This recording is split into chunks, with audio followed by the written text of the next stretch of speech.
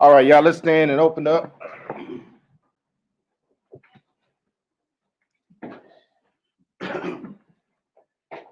Blessed is the man that walketh not in the counsel of the ungodly, nor standeth in the way of sinners, nor sitteth in the seat of the scornful. And he shall be like a tree planted by the rivers of water, that bringeth forth his fruit in his season. His leaf also shall not wither, and whatsoever he doeth shall prosper. The ungodly are not so, but are like the chaff which the wind driveth away. Therefore the ungodly shall not stand in the judgment, nor sinners in the congregation of the righteous. For the Lord knoweth the way of the righteous, but the way of the ungodly shall perish. Hallelujah. Oh, praise. Like I say, Shabbat Shalom, brothers and sisters here in Olive Branch, Mississippi, and to our brothers and sisters on live feed via YouTube or Facebook. Shabbat Shalom, family. Shabbat Shalom. Yeah, we're gonna deal with a lesson titled "Upon This Rock I Will Build My Church," and we're gonna look at it. Who made that statement and why he made that statement? Who did he choose to get this church going, and why did he choose that person? But we're going to look at it many different ways, because when Christ, Yeshua, Yahweh, how you want to call him, all through the Old Testament, he always used certain people to get the job done. He didn't use everybody who called himself an Israelite or called us, a Hebrew or whatever. But when he started his building, he used certain people to get the job done. That's even dealing with the ministry. We're going to look at that on the physical part, because he had them to build him a temple to dwell in. Then we're going to look at the spiritual part too, what he wants you to build up. And that's the church that he was talking about. So, and that's what dealing with any ministry. You have to have the right people in place in order to build anything. I don't care if it's in a relationship. If you're in a relationship, is one person willing to build, another one not, you pretty much in a bad deal. Same thing in the ministry. If you got a lot of people who slough or whatever, you would never build a ministry according to how Hamashiach designed it for us to build. So he made this statement, upon this rock, I'm going to build my church. We're going to start this off in Matthew chapter 16 to look at it. Matthew chapter 16. I did want to share with the class, and maybe some of y'all might be on Facebook. Some of y'all might have your devices on with the hotel. You can look on that. And shalom, sister, brother and sister. You can look on that, because I will show it for the class on the live feed. But we're going to start in Matthew chapter 16. Again, for those just come in the room, the title of the class, Upon This Rock I Will Build My Church.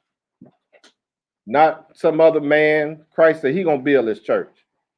He always have built his own, in the old and in the new. And we're going to take a look at it. Who do he use to get the job done? Matthew chapter 16, Brother Terrence, we'll read verses. Let me put this up in the room. I'm slipping, baby. Matthew chapter 16. We're going to pick it up at 13 through 19. What did it say, my brother? When Yeshua came into the coast of Caesarea Philippi, he asked his disciples, saying, "Whom do men say that I, the Son of Man, am?" Hey, we got that same debate to this day. It's always going on. That's Joseph is the daddy. That's who he is. That's Joseph's son.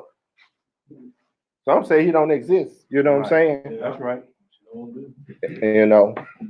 Some of them say, hey, I am the Christ. But go ahead and read. Some say that thou art Yochanan the Baptist. Yeah. Some Elias. Other Jeremiah, or one of the prophets. He said unto them, "But whom say ye that I am?" Now he's talking to his disciples, one he picked, right?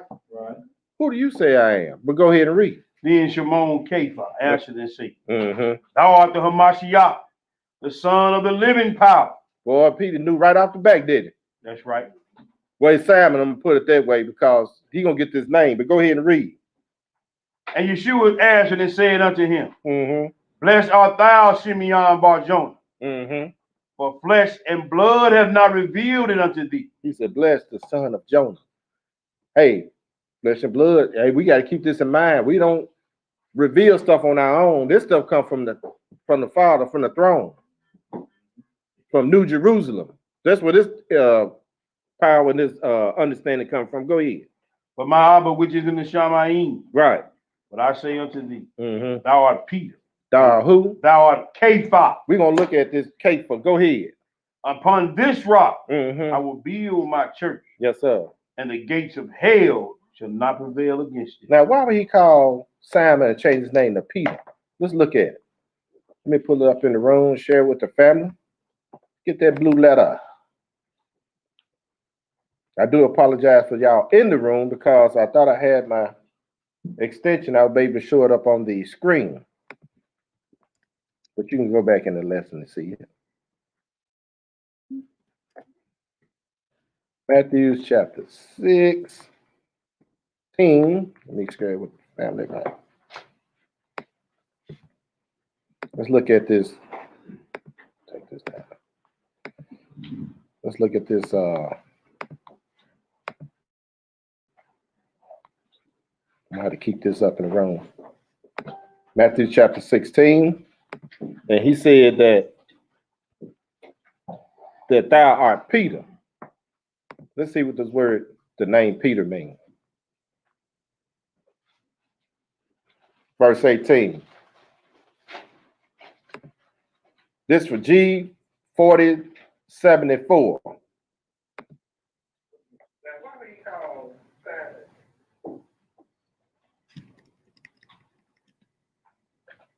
Talk to us now.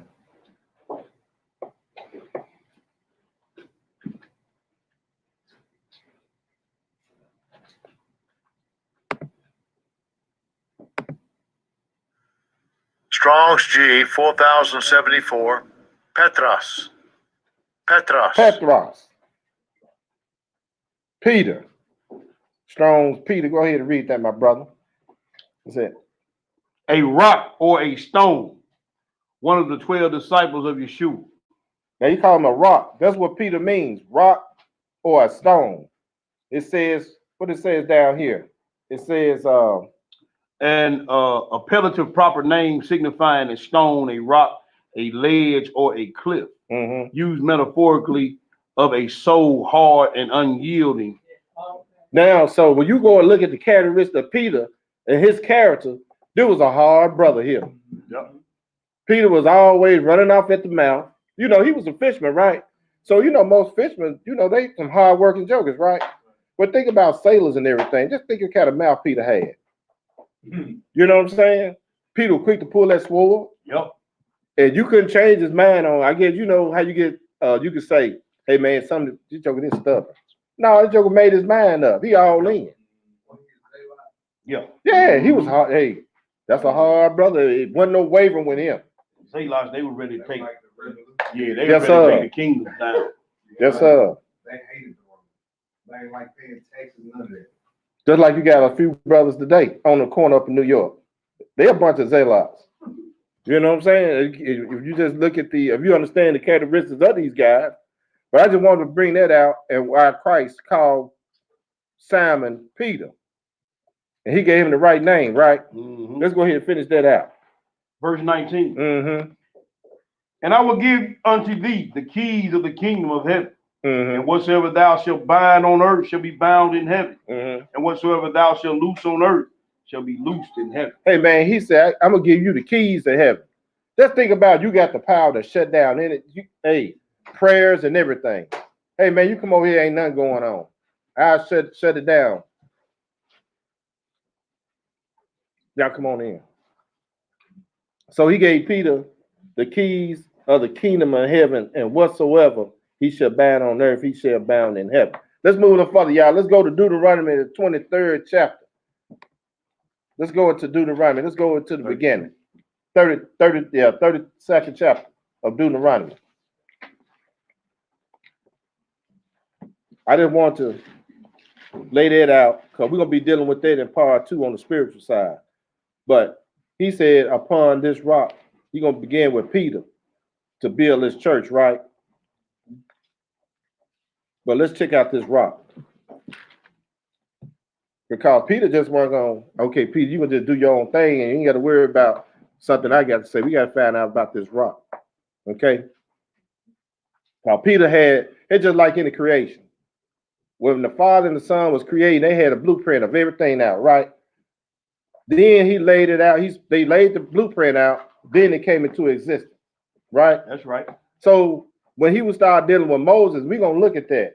He gave Moses specific instruction exactly how he wants things done. That's right. I don't want you to put your twist or no nothing on it. I want you to do this, and I want you to do exactly how I tell you to do. And this throughout the whole book. But let's look at this rock. Deuteronomy 32, we'll read 1 through 4. What did he say? Give ear, O heaven, and I will speak. And hear, O earth, the words of my mouth. My doctrine shall drop as the rain. My speech shall distill as the dew. Now he talking about his words, right? But go ahead and read. As the small rain upon the tender earth. Excuse me. And as the showers upon the grass, because I will publish the name of Yahweh. Ascribe ye greatness unto our Elohim. Yes, sir. He is the rock. Yes, sir. His work is perfect. He said, man, he is the rock and his work is perfect. Everything he do and everybody he chooses is perfect to get the job done. But go ahead and read. For all his ways are judgment, a power Elohim of truth. Yes, sir. And without iniquity, just and right is he. That's right. Let's look at him again. Let's go to Psalms 62. Psalm 62.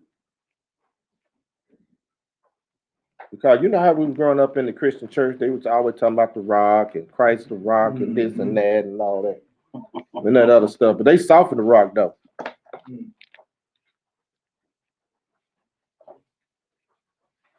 Psalm 62. And we're going to pick this up at verse 1. We're just laying a little foundation, then we're going to get into it. I'm like my brethren. Yes, sir. We're going to just lay a little foundation down, find out who this rock is and what the rock represents and all that. So people think Peter is the rock, but it's the foundation that Peter had that he was building on. That's right. Psalm 62, verse 1, what did it say? Truly my soul, my nefesh, waiteth upon Elohim. From him cometh my salvation. That's right. He only is my rock and my salvation. He is my defense. Yes, sir. I shall not be greatly moved. We're going to see all that in this lesson, but go ahead and read. How long will ye imagine mischief against a man? Ye shall be slain, all of you. As a bowing wall shall ye be, and as a tottering fence. Yes, sir. They only consult to cast him down from his excellency. We're going to look at that because, hey, he always dealt with these so-called religious people. People are always opposed to him. You know what I'm saying? But go ahead and read. They delight in lies. They bless with their mouth, but they curse inwardly. Selah. My soul, wait thou only upon Elohim. For my expectation is from him.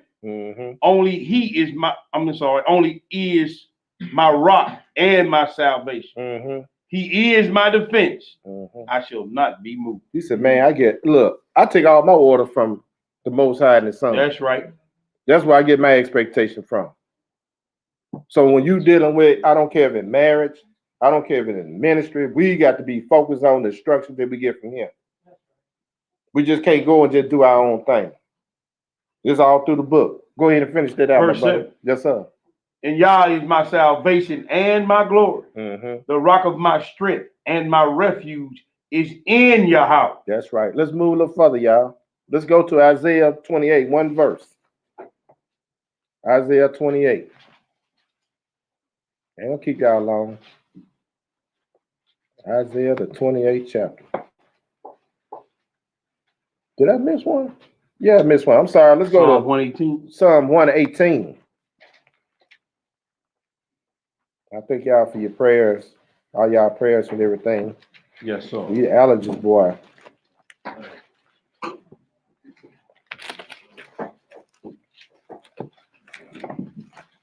Try to get, they try to get us. They try to get us, young lion. They out to get us, man. And everybody else who's dealing with it. They can fly the airplanes all day long. That's you know right. what I'm saying?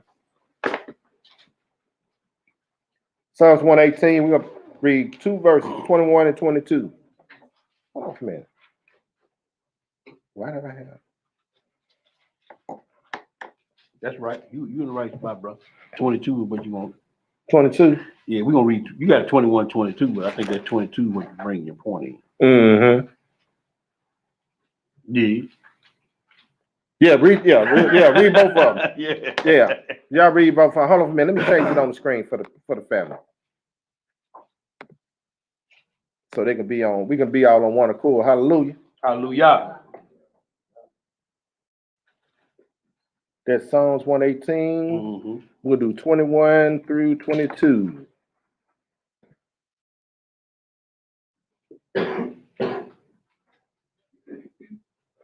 All right. What the world? There we go. Mm-hmm. Go ahead and read, my brother. I will praise thee, Mm-hmm. for thou hast heard me, Mm-hmm. and art become my salvation. That's right. The stone which the builders refused Mm-hmm. is become the head stone of the corner. That's right. Now, who are these builders? Because these guys are supposed to be building, right? That's or right. restoring. They're supposed to be building something. That's right. Who are these builders? These supposed to be your pastors and stuff, right? These supposed to be your leaders and everybody, right? But they what? They refuse to become. Become the headstone of the corner. Mm-hmm. Let's move a little further. Let's go to Isaiah. We right on track. Isaiah, 1 verse. Isaiah 28. Isaiah 28. We moving. We got a whole lot to cover. That's why we moving swiftly, like the eagle fly. I hear me. Isaiah chapter 28, 1 verse 16. Therefore, thus said Yahweh, Mm-hmm. behold, I lay in Zion for a foundation of stone. He laid a what? A foundation stone. So anytime, hey, every time he get ready to do something, the foundation is already laid. Mm. You ain't building nothing without this foundation, because anything else is gonna fall. Because you got a lot of build doctrines or whatever with untempered mortar and all this stuff gonna Come fall. on now. They're falling as we speak. I see brothers and sisters tearing up doctrine that we didn't learn. You know what I'm saying? Yep. But go ahead and read. A tried stone. A tried stone. We know who that is, right? Mm-hmm. Go ahead. A precious cornerstone. Mm-hmm. A sure foundation. Man, his foundation is sure. Hey, this right here is solid. Yes, sir. If you build on this foundation, mm-hmm. but you have to build on it. Go ahead. He that believeth shall not make haste. He said, man, listen. You get away from this and do your own thing. We're gonna start showing it to you. Because Christ had to come back and get the church back in line. Mm-hmm. Even though that all the Israelites, because hey, if you look at when he was coming out of Egypt, he was purging, he was knocking people out, getting people out the way. God started dealing with Moses. Mm-hmm. Dathan and Korah, he had to get them out the way because they would been a problem. You gonna start seeing it in ministries, relationships, and everything else. I use relationship. When David went to deal with Nabal. Nabal, yeah. Hey, when you got something righteous and your cup is full, he start knocking you out. Sure will. Just like I was telling some brothers, I'm seeing a replacement, and the joker don't know he's being replaced. Yep. Out of town class. Mm-hmm. I'm seeing this thing. I'm seeing other brothers coming in and how he moving. We've seen this the whole time. Yep. Even the old class I came out of, I've seen administration just change. But sometimes you can put certain people in spots that they don't even belong. We're gonna look at it. But let's move a little farther, y'all. Let's go to Matthew 21. And that's something that we got to keep in mind as the Most High deal with us as we build the ministry here as well. Not only just this ministry, but in your relationship. That's part of a ministry too, right? You got to be on one accord and according to how the Most High Yah and the Son Yeshua Mashiach design this your relationship or ministry. Matthew 21, we're gonna read 33 through 44. When you get it, brother, go ahead. We're looking at a parable, y'all. Here another parable. Mm-hmm. There was a certain householder which planted a vineyard Mm-hmm. and hedged it round about and digged a wine press in it Mm-hmm. and built a tower and lent it out to the husbandman Mm-hmm. and went into a far country. And when the time of the fruit drew near, Mm-hmm. he sent his servants to the husbandman Mm-hmm. that they might receive the fruits of it. Now, this Christ dealing with his vineyard, right? Mm-hmm. His ministers, right? Come on now. We supposed to go out and get the fruit thereof. I see a lot of Israelites right now in a big debate. All they want to do is debate about doctrine. Yep. And the people out there are waxing worse and worse out there. All we do is sit back, talking about how bad it's getting, and ain't nobody out there doing absolutely nothing. But we all know that everybody out there don't belong to Hamashiach, but we still supposed to get out there and do the work. Because he told Peter and his brother, I'm going to teach you to be fishermen minion. He also told us he's going to send out hunters, fishermen, and who else to go out there and get the people. You understand what I'm saying? But anyway, go ahead and read, brother. Verse 35. Mm-hmm. And the husbandman took his servants and beat one Mm-hmm. and killed another Mm-hmm. and stoned another. Hey, man, that's what they did. They was killing the prophets. That's right. They was killing the disciples, the ones who out there try to do the work. This wasn't no heathens killing the Israelites or the prophets and everything. It was our own people in our own household who's supposed to be a Hebrew Israelite. That's right. Killing other Hebrew Israelites. Right, now bro. we see where the behavior comes from. Yep. But go ahead. Again, he sent other servants more than the first, Mm-hmm. and they did unto them likewise. Mm-hmm. But last of all, he sent unto them his son, Uh-oh. saying, they will reverence my son. Let's see what they did, if they did that or not. Go ahead. But when the husbandmen saw the son, Mm-hmm. they said amongst themselves, this is the heir. Come, let us kill him, Mm-hmm. and let us seize on his inheritance. Oh, so these are the same ones trying to tear down the church too, That's right? it, bro. That's why I say all the time, man. I see on Facebook. That's why I'm getting far away from Facebook as I can. All you hear, Joe, is the heathen this, the heathen that. We're gonna get the heathens back. But they don't realize these are the same ones that fight against the brothers and it's supposed to be out there doing the work. That's right. These are the same ones.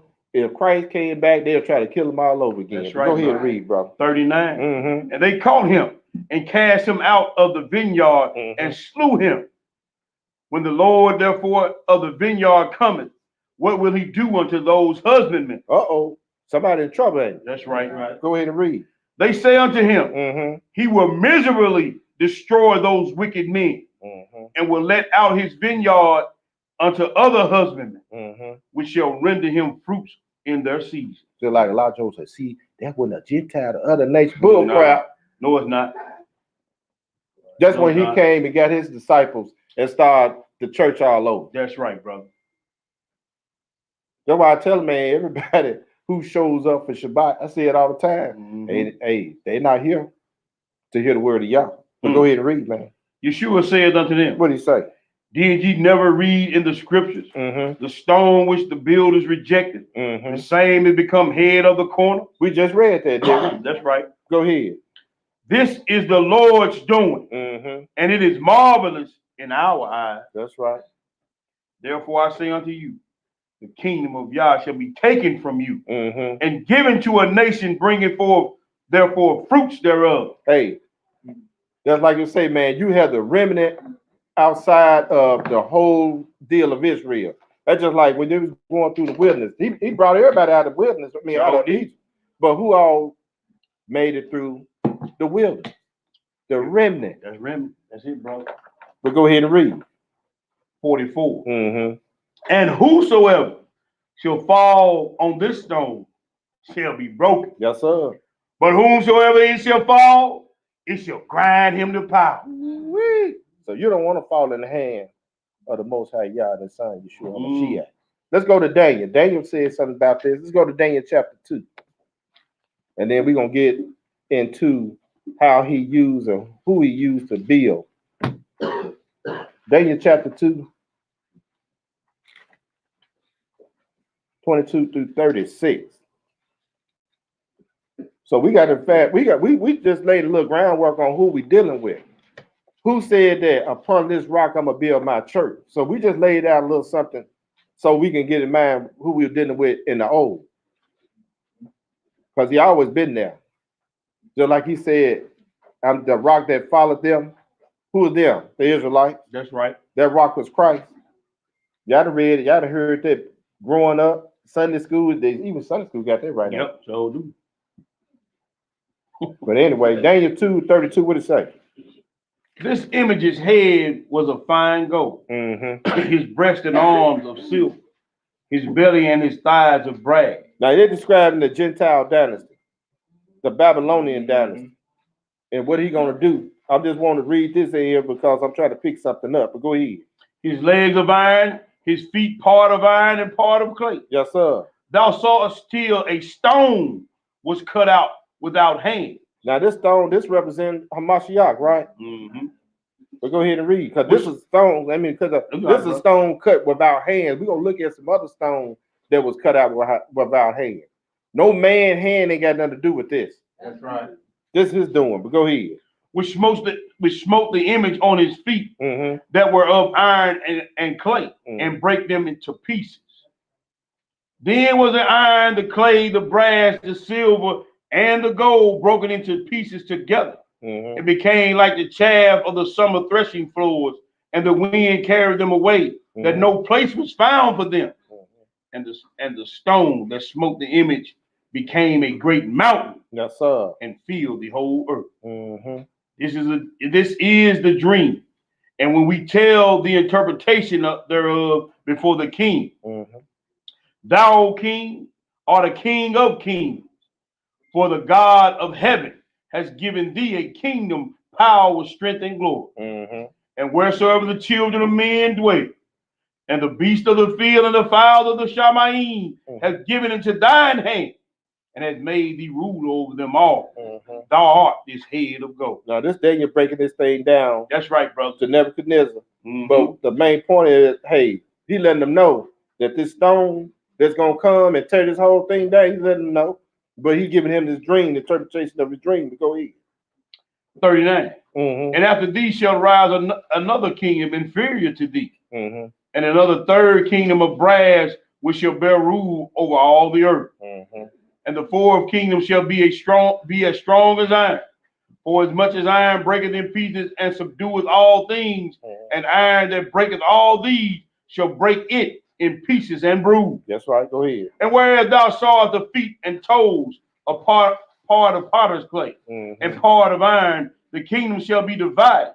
But there shall be in it of the strength of iron, for as much as thou sawest the iron mixed with miry clay. And as the toes of the feet were part of iron and part of clay, so the kingdom shall be partly strong and partly broken. Yeah, go ahead. And whereas thou sawest iron mixed with miry clay, they shall mingle themselves with seed of man. They shall not cleave one to the other, even as iron is not mixed with clay. And in the days of these kings, shall the power of Shamaim set up a king, which shall never be destroyed. That's right. And the kingdom shall not be left to other people, but it shall break into pieces and consume all these kingdoms, and it shall stand forever. That's right. But we're going to find out who's going to build this kingdom. That's right. You understand? Because he's still using the people to build his church. That's right, Hebrew. Let's go into Acts chapter 24. Let's go back. Acts chapter 24. We might be able to get out of this ENT boogie. Hey, baby, let's roll with it. Wow, We still dealing with this rock, the foundation and everything. Then we're going to get into who he used to help build.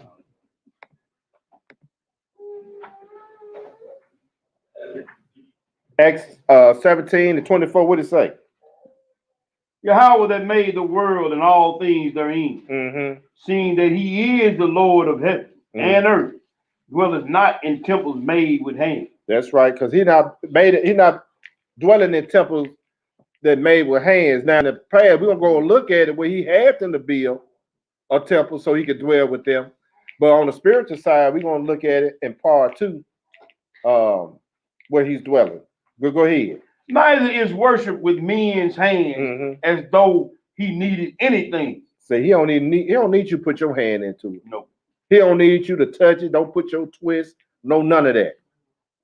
Because he already gave us a sure foundation. He gave us instruction how to build. Go ahead. Seeing he giveth to all life and breath and all things, and has made of one blood all nations of men, for to dwell on all the face of the earth, and has determined the times before appointed and the bounds of their habitation. That's right. That they should seek the Lord, if happily they might feel after him and find him, though he be not far from every one of us. For in him we live and move and have our being, as certain also of your own poets have said, for we are also his offspring. That's right. That was it. Yes, sir. Let's go to Isaiah 43. So he said we is his offspring, ain't it? But they try to make it all nations his offspring. We shall see. Because all nations his offspring, why is there's all this paganism in the earth? Come on now. You understand what I'm saying? Why are they hollering these bad words and proverbs? Come on now. Why is they taking advantage of they people? Everybody's supposed to be all, offspring. Why is they treating us like treat us? I ain't talking about just in America, we talking about the 4 corners of the earth. Right. So we can get away from the color thing. It's some folks dark just like us, or even darker, is beating the hell out of our people all over this world. Way worse than the so-called white heat. Yeah. You got something on your job will knock you upside your head. They call supervisors and managers, ain't it? And whatever else title they got. They over there castrating and taking the women's breasts off over in Africa. That surely. Cutting the babies out the mama's stomach. Yep. Man, you doing all. Them Hamites over in Africa doing way worse than the so-called white man. What? They ain't over here chopping no breast off right now. No, sir. Castrating the meat. No, sir. They doing it over in Africa right to this day. They trying to inject us with the... Yeah, they trying to do that. Yeah. They doing that to everybody. That's worldwide. Where we are, Isaiah 43? Yeah. Because he said we are his offspring, right? We are his offspring. Let's look at it. This is one of the places. Pick it up at 4 through 7. Since thou was precious in my sight, thou hast been honorable, and I have loved thee. Therefore, I will give men for thee, and the people for thy life. Fear not, for I am with thee. I will bring thy seed from the east and gather them from the west. I will say to the north, give up. To the south, keep not back. Bring my sons from far and my daughters from the ends of the earth. Even every one that is called by my name. No, called by the other nation's name. Called by my name. For I have created him for my glory. And I have formed him. Yea, I have made him. Hey, he said called by my name. So if his name, and he put us in he the one to put us in captivity, right? That's right. So if we call by his name, that means that, hey, wherever he places his name, that's learning something on our way to learning something. That's right. He places us all over, so yeah, we can keep the feast days in his enemy's land because his name is placed there. So you gonna have that other people telling you can't do it. What are they doing? They building something on their own foundation. You can't find that outside of what Christ told his disciples. Let's go a little farther. Let's go to Exodus. Now let's look at the building. Who he used. Let's go all the way back when he was dealing with Moses. Like I said earlier, he just don't use anybody to get a perfect work done when he's dealing with his stuff. You got to be right and tight. You got some teeth, young lady, you got some? No, I was about to say, where you say go? We in Exodus chapter 18. We got to see who he used to get his work done. Is he gonna just use anybody, the slothful, No. the uneducated? You know what I'm saying? We got to keep in mind when we say the word uneducated, we mean that the knowledge that come from up on high now. Not man wisdom. We talking about the knowledge up on high. Because he said man wisdom foolishness in him. So if you're going to get his work done, it got to come from up there. That's right. Mother said the son told her son, he said, look, this your education, this law. That's it. The law is his education. And just think about it. He going to restore the real education to get back because this just a little tech. This right here just a little snippet. And the thing about it is, most of our people are still very intelligent, even in when he took away from a lot of knowledge from them and how we operate. Exodus 18, verse 1, what did it say?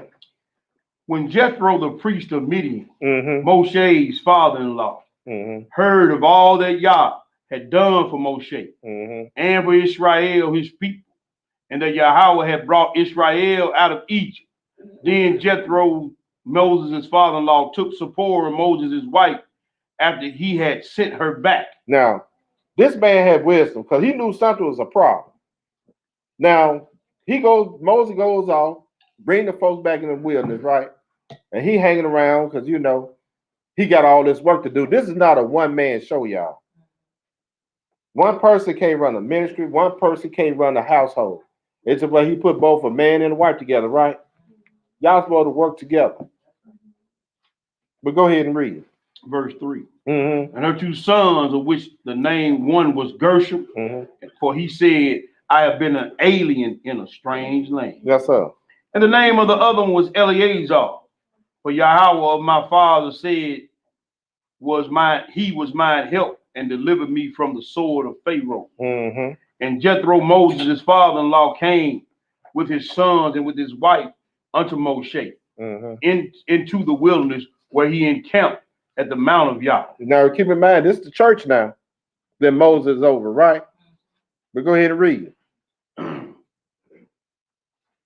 Verse 6. Okay, verse 6. Yes, sir. He said unto Moshe, I, thy father-in-law Jethro, am come unto thee, and thy wife and her two sons with her. And Moshe went out to meet his father-in-law, and he did obeisance and kissed him. And they asked each other of their welfare, and they came into the tent. And Moses told his father-in-law all that Yahweh had done unto Pharaoh and to the Egyptians for Israel's sake, and all the travail that had come upon them by the way, and how Yahweh delivered them. Hey, he said he was a rock and his salvation and everything, right? So he's still operating, right? Moses is excited about it and telling him his father all about what he done. He felt like, okay, it's all good, but go ahead.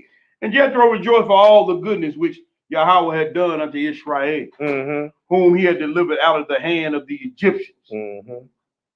And Jethro said, blessed be Yahweh, who has delivered you out of the hand of the Mitzrayim and out of the hand of Pharaoh, who has delivered the people from under the hand of the Mitzrayim. Now, we got to keep in mind, too, I don't know why a lot of Israelites, you get on, like I said, back on Facebook or hear people may comment, man, why y'all scared of what's going on in this world?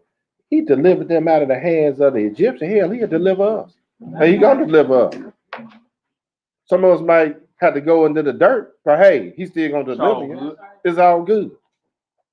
But go ahead and read. Verse 11. And now I know that Yahweh is greater than all El. For in the thing wherein they dealt proudly, he was above them. And Jethro, Moses, his father-in-law, took of a burnt offering and sacrifices for Yah. And Aaron came and all the elders of Israel to eat bread with Moshe's father-in-law before Yah. See that hospitality right there? Well, go ahead and read. That's a little something to think about. Go ahead. And it came to pass on the morrow that Moshe set to judge the people. And the people stood by Moshe from morning until the evening. Boy, I had Moses hearing up all day long, ain't he? I don't want that job. You want that job, T-Book? Man, no. All day long hearing everybody a problem. I've been went off on everybody in there. Just think about you got a joke with this long-winded. And Yeah. you got to know, okay, I got about 10,000 more people to entertain before the night falls. It was 100,000, 400,000 came out of each, man. Yeah, man, it was a whole bunch of. I know he was knocking them off. That's not the women and children. It's 400,000 men. So you got to stand out there all day and listen to all that, man. Look, man, all y'all go home. Yeah. Go home, bro. Yeah, y'all go home, man. Yeah. 14. Go ahead. And when Moshe, his father-in-law, saw all that he did to the people, he said, what is this thing that thou doest to the people? Why sittest thou self alone, and all the people stand by thee from morning to evening? Now, Moses trying to run this whole church by himself. Right, brother. He can't do it. Father-in-law had to come and tap on the head. Hey, man, your wife, your children here, and you over there. He had to go check and see what's going on. Right. Because they need to be with you. Right. They don't need to be held up. We know we got to take care of the church, but you got to take care of your families too. Right. But go ahead and read. 15. And Moshe said unto his father-in-law, because the people come unto me to inquire of Yah. When they have a matter, they come unto me. And I judge between one and the other. And I do make them to know the statutes of Yah and his mitzvah. Hey, man, that's why I be glad when y'all be running T-Boog and them and stuff. Because I would give me a break, bro. I bounce them right back over there. Here you go. Yeah, like, here they come. I can get Hey, just think about you running your household. My wife coming, she got her thing. My daughter, she come. And then my son got his stuff going. I'm the only person. You know what I'm saying? And then you got running the congregation and everything, and people have spiritual things that they want to know and everything. That's why we do all these lessons and everything.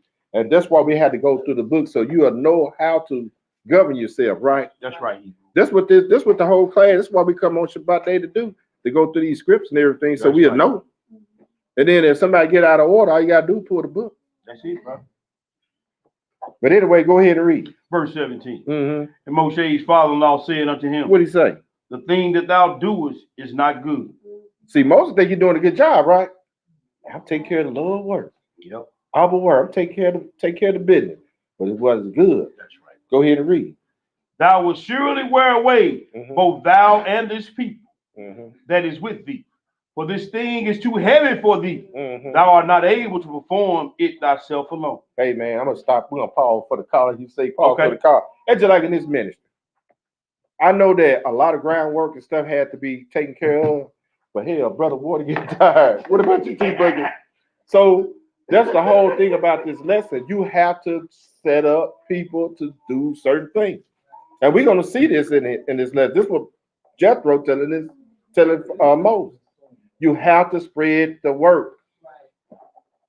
I ain't never seen a man build a whole big old building by himself. Have y'all? Nope. More than he can bear. But go ahead and read. 19. Hearken now to my voice, and I will give thee counsel, and Yah shall be with thee. Be thou for the people to Godward, and that thou mayest bring the cause unto Yah, and thou shalt teach them the ordinances and laws, and shall show them the way wherein they must walk, and the work that they must do. Hey, man, that's what the whole thing's about. So if you know all of that, hey, all these questions, well, what should I do? See, if my husband come home late, is he cheating on me? Man, I ain't got time for all that. Okay. Maybe he worked a couple of hours or something. Maybe he swung by and, had a couple of, I don't know. People come to ask you these type of questions. But anyway, I know I'm going out. Go ahead and read that. That's why we see, hey, man, that's why we go over the laws and stuff so we know what to do and how to do the work. But go ahead. Moreover, thou shalt provide out of all people able men. Hold on for a minute. What kind of men? Able men. Not slothful men.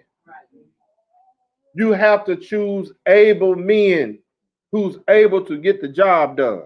And that word able right there means men that know the law as well. That's somebody right. Not a novice in this thing. You got to choose somebody that know what the scriptures say when it comes to situations. Hey, and you're going to see this. We're going to be reading this over and over. And as we deal with different scenarios, like we're dealing with Joshua, all through the book, it said able men.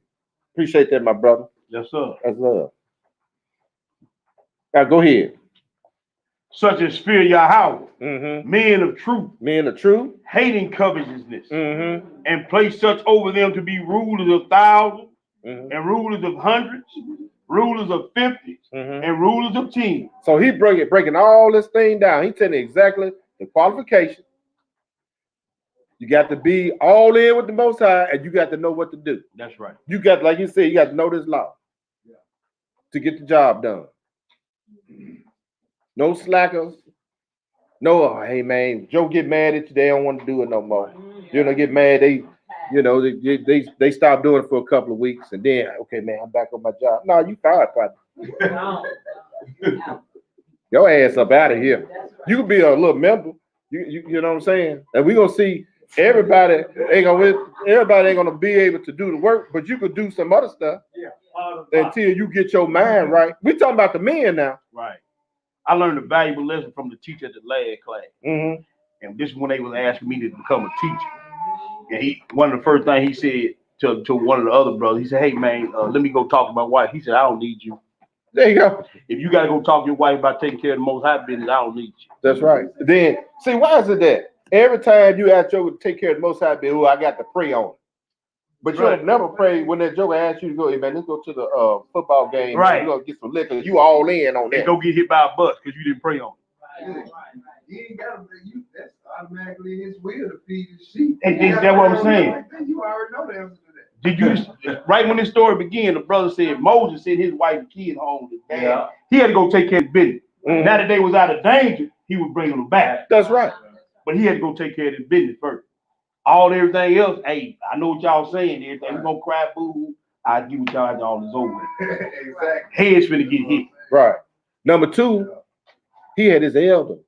That was an elder went to him Mm-hmm. and assessed the situation, what was going on, Right. and said, hey man, this was, I got to free him up. Right. Mm-hmm. So you can't listen to anybody counsel. You got to be some wise counsel. Come on now.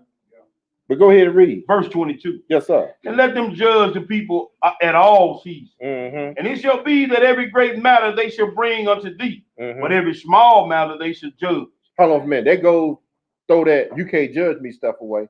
It's just basically dealing with a situation according to the scripts. That's all it is. Ain't nobody judging you, but if your conduct is unbecoming according to the law, then you judge, you know, but the word judging you. That's right. I'm not judging you, I'm just reading the book. But anyway, go ahead and read. So shall it be easier for thyself, Mm-hmm. and they shall bear the burden with thee. If thou shalt do this thing, and Yahweh command thee so, then thou shalt be able to endure, and all this people shall also go to their places in peace. That's right. So Moshe hearkened to the voice of his father-in-law, Mm-hmm. and did all that he said. Well, just think if he would have kicked against it, he still have all this burden on him, ain't he? See, I'm listening to somebody. You hear me? Mm-hmm. So men, y'all get ready to step up. And her up. Huh? I'm looking at all you little jokers. But go ahead and read, bro. And Moshe chose able men. There you did again. Able men. And able don't mean, like I said, mean by the script, but also able to get up and move. Yeah. Not stationary. Man, I'm tired. The one gonna get the job done. I'm tired, boss. You know I work. I slept. That's right. Well, go ahead, my And brother. Moshe chose able men out of Israel, out of all of Israel. Out of all of Israel, no strangers, nobody. It was out of Israel. Mm-hmm. So they can't come read on the Shabbat or the feast day. No, sir. And we're gonna read that because we're gonna read. I don't want to jump the lesson. But go ahead. And made them heads over the people. Mm-hmm. Rulers of thousands, rulers of hundreds, rulers of 50s, Mm-hmm. rulers of 10s, and they judged the people at all seasons. Mm-hmm. The hard cause they brought unto Moshe, Yeah, but every small matter they judged themselves. that's right. Because all this hard stuff, hey man, you got to go seek the Most High on some of this stuff. Mm-hmm. Just like when they they found the guy picking up them sticks on the Sabbath day. Right. They had to throw him in the war and say, hey, we got to go inquire the Most High about this deal. What we should do. They got the answer real quick, ain't it? Yeah. Kill him. That's right. Oh, not sweet James. Mm-hmm. Kill 'em. So go ahead and read. And Moses let his father-in-law depart, and he went his way into his own land. That's right. Hallelujah. Hallelujah. Now let's look at some more. Let's go to Exodus. Flip on over to 35. Flip over to Exodus 35. That was just to show you, hey man, this is not a one-man show. You have to choose able men to step up.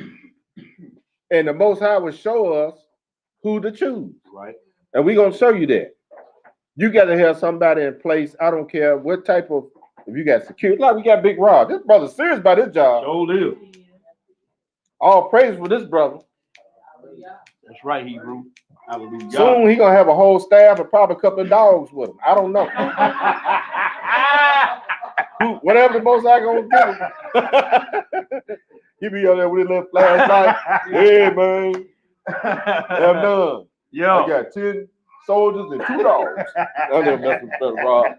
Y'all know I got to clown Brother Rob out. I love that brother. Hey, the brother is very zealous and he's very serious for his job. That's right. I don't know if y'all know, he won't even leave the parking lot till everybody go. That's right. That's why we trying to tell y'all get y'all butt out of here. Yeah. Y'all tarry too long sometimes. Y'all tarry too long. But here's the thing. The Most High put in my spirit, said, man, that brother here is the dude for the job. That's right. And I talked with this brother. We consult on a whole lot of stuff. He's the dude. Yes, sir. Yes, sir. But anyway, Exodus 35, let's look at it again. Verse 1 through 10. They went skip a little bit. Yes, sir. And Moshe gathered all the congregation of the children of Israel together and said unto them, these are the words which Yahweh has commanded that ye should do them.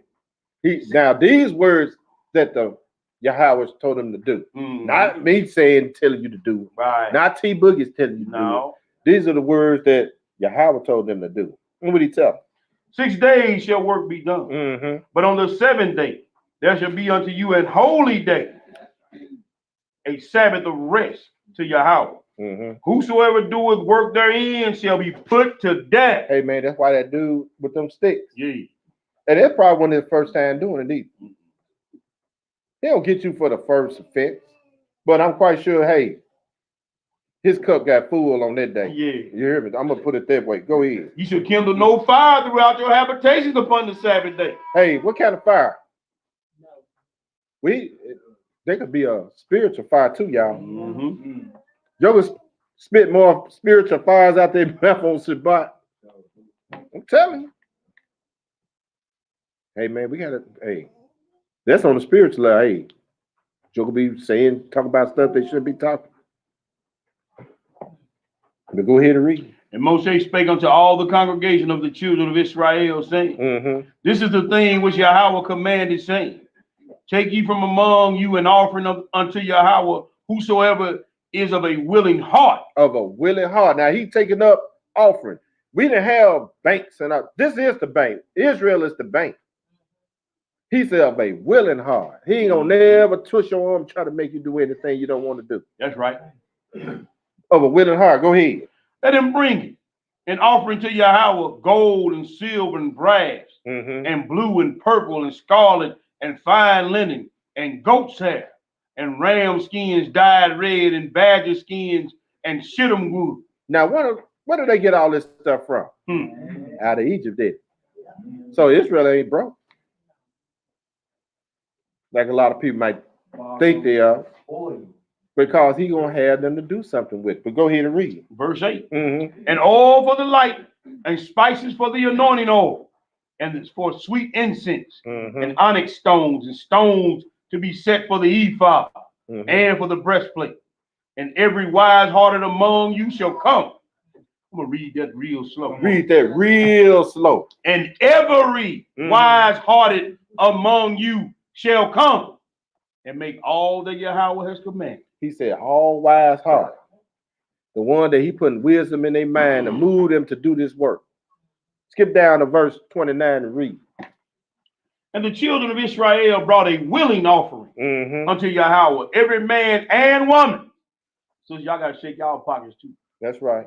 Every man and woman whose heart made them willing to bring all manner of work Mm-hmm. which the Lord had commanded to be made by the hand of Moshe. That's right. Because, like you said, you still have those who are going to support the ministry. It's just like you get your own family, your own household, right? You got to bring all whatever you bring in to run that family, right? Run that household. Same thing in the household of faith. Mm-hmm. And we got to be responsible of using that money That's to right, do the brother. work. Because if not, who gonna get their head cracked? Yep. But go ahead and read. Verse 30. Mm-hmm. And Moshe said unto the children of Israel, see, Yahweh has called by name Bazalel, son of Uri, the son of Hur, of the tribe of Yehuda. Mm-hmm. He has filled him with the spirit of Yah, Yes, sir. in wisdom, in understanding, and in knowledge, Mm-hmm. and in all manner of work. Now he called this guy out to get this work done. And he said, man, the spirit of God gave him wisdom and understanding and knowledge Mm-hmm. to get the work done. But go ahead and read. And to devise curious works, Mm-hmm. to work in gold and silver, and in brass, Mm-hmm. and in the cutting of stone to set them, and the carving of wood to make any manner of cunning work. Mm-hmm. And he has put in his heart, in his mind, that he may teach both he and Aholab, Mm-hmm. the son of Ahishamak, and of the tribe of Dan. He said, man, he put in his heart to that he may teach both of them how to do the work. That's right. That's just like you go to school, little trade school. You know, you got to teach. You're gonna teach you how to do all these little skill sets. You know, whatever skill set you decide to get into. We'll go ahead. But see, they ain't nothing new, right? That's Man, right. think they smart and everything. You know, I was the top of my class. And man, sit down somewhere and shut up.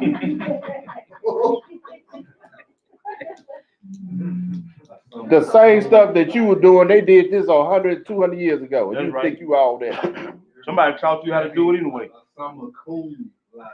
Yeah, some are cum laude. Cause you know, hey man, our folk, they got it back. Hey man, especially you sisters, y'all get y'all's education, y'all get crazy with it. Mm-hmm. Okay, am I lying? No. Y'all say a little louder for the people in the back of the room. See there? Huh?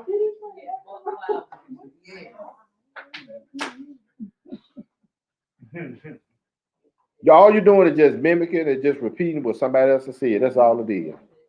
You understand what I'm saying? But go ahead and finish that out, my brother. Verse 35. Yes, sir. Them that he had he filled with wisdom of heart to work all manner of work, of the engraver Mm-hmm. and of the cunning workman, of the embroiderer, in blue and in purple, in scarlet and in fine linen, Mm-hmm. and of the weaver, even to them that do any work, and those that devise cunning work.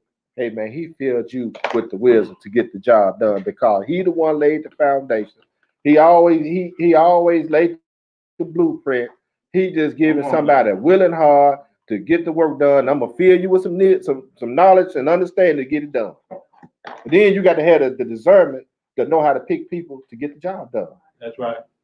That's like you picking a mate. Okay, I want to get married. I want to find me a wife. Because a man's supposed to find a wife, right? Right. It ain't the other way around, right? Say that. When I go find a wife, I got to find, is this the best person for me to build something with? I don't need to marry no hoe. I'm just keeping it 100. Nobody who like to whore around, no selfish person. I don't need none of that because you cannot build on that. There's no solid foundation, Right. no wishy-washy, quick to run home. I'm going to leave you. Your paycheck $5 short, I'm out of here. None of that foolishness. Right. You can't deal with you can't build on that. No, because when the body all over my body is over with, and you get through using the wash rag, what you got? Nothing. The body all over my body, and the wash rag been used. What you bring to the table other than that? Just keeping it 100. So what do you? What else you bringing to the table other than that? Because you gonna lose. You don't believe me? Look at all the single parent homes out there. Mm-hmm. If you think I'm lying, That's right. you gonna lose every time if that's all you bringing to the table. Mm-hmm. Now you got monsters out there. That's scripture. The book says in 2nd Ezra that unclean menstruous women gonna have monsters. And all women are unclean because they done sold their seed. I mean, they filled with diverse seed. Right. 4-5 baby, 4-5 different baby dads. You done sold your seed with your vineyard with diverse seed. That's scripture. That's good. Where you at now? Now you mad at every man coming like, nigga, it ain't mine. Right. Couldn't find one different. That's why he said, upon this rock, upon this foundation, I'm gonna build my church, which are the people. But we're gonna get into that later on, right? That's right, Hebrew. Sorry about that, brother. No, it's all good. Did we finish that out? Yes, sir. We Okay, let's going move right in 36. Okay, let's go into 36. Flip on over to 36. We just showing you who did he use to help get the job done, and what type of people, what characteristics they have to have. These are able and willing people, right? We showing that you might not be the one that's helped build it, but you can aid into the building, right? Mm-hmm. Because he gonna put in your heart to, hey, I might not be there to help with the feast day. I might not be there to help do the tables, but I can send some resources to help pay for the room and help pay offset some of the costs and everything. It's always been like that. And the most of the time, it was the women giving most of the money. Right. And we're gonna show it through you. This is not a lesson about giving, y'all. Don't get that twisted. It's about you having a willing mind to do the work. Everybody got a role to play, whether it's in your household or whether it's in the assembly or the so-called church. In other words, this is a lesson showing that, hey man, we got to pick up. Everybody got a role to play. Amen. We all got a role to play. Exodus 36. And let's look at this Bezalel guy. Mm-hmm. This is the same one that just go ahead and read. This continuation of 35. Go ahead and read. Then wrought Bezalel and Aholiab and every wise-hearted man, excuse me, in whom Yahweh put wisdom and understanding to know how to work all manner of work for the service of the sanctuary. He keep telling you who's doing the teaching and giving the knowledge. It always addressed the Lord put wisdom and understanding to know how to work all manners of work for the service of the sanctuary. Like I said, man, I never thought I'd be up here doing the work of the sanctuary. But go ahead and read it. According to all that Yahweh had commanded. Mm-hmm. And Moshe called Bezalel and Aholiab and every wise-hearted man in whose heart Yahweh had put his wisdom, even everyone whose heart stirred him up to come unto the work to do it. And received of Moshe all the offering which the children of Israel had brought for the work of the service of the sanctuary, to make it withal, and they brought yet unto him free offerings every morning. Man, that goes back to, like, we have people that donate to this ministry, right? Not only they donate to this ministry, I even witnessed them coming from all the way driving long distance to help out with the feast. The men jumping in. I see some of the sisters jumping in. You know what I'm saying? Yeah. That's part of the work. This is what they doing. But go ahead and read it. Verse 4. And all the wise men that wrought all the work of the sanctuary came every man from his work which they made. And they spake unto Moshe, saying, the people bring much more than enough for the service of the work which Yahweh commanded to make. Man, you know, I was reading that thing, and we always saying that it's like every feast, we always got abundance of food in it. Yeah. Because y'all be bringing that food. I said, man, for Hallelujah. a small assembly like this to pull off a Pentecost like we did, the Most High allowed us to do. Hey, man, that was a great work there. Yes, sir. Hallelujah. You know what I'm saying? And everybody, I take my hat off. Ain't getting no hat off, but hey, I commend everybody for that, all the hard work and everything. Yes, sir. And as it progressed, it's gonna get bigger and bigger, and then it's gonna be more people coming in and whatever, you know. And that's just how he grows. That's how he builds. That's right. But go ahead and read, brother. Verse 6. Yeah. And Moshe gave commandment, and they called it to be proclaimed throughout the camp, saying, let neither man nor woman make any more work for the offering of the sanctuary. So the people were restrained from bringing. Hey, sometimes, man, like I said, sometimes we can have certain things say, hey, that's enough, y'all. We had to tell the brother that. Yeah. We had to tell the brother, look, brother, stop. Hey, Stop, man. Don't give no forget more about money. that.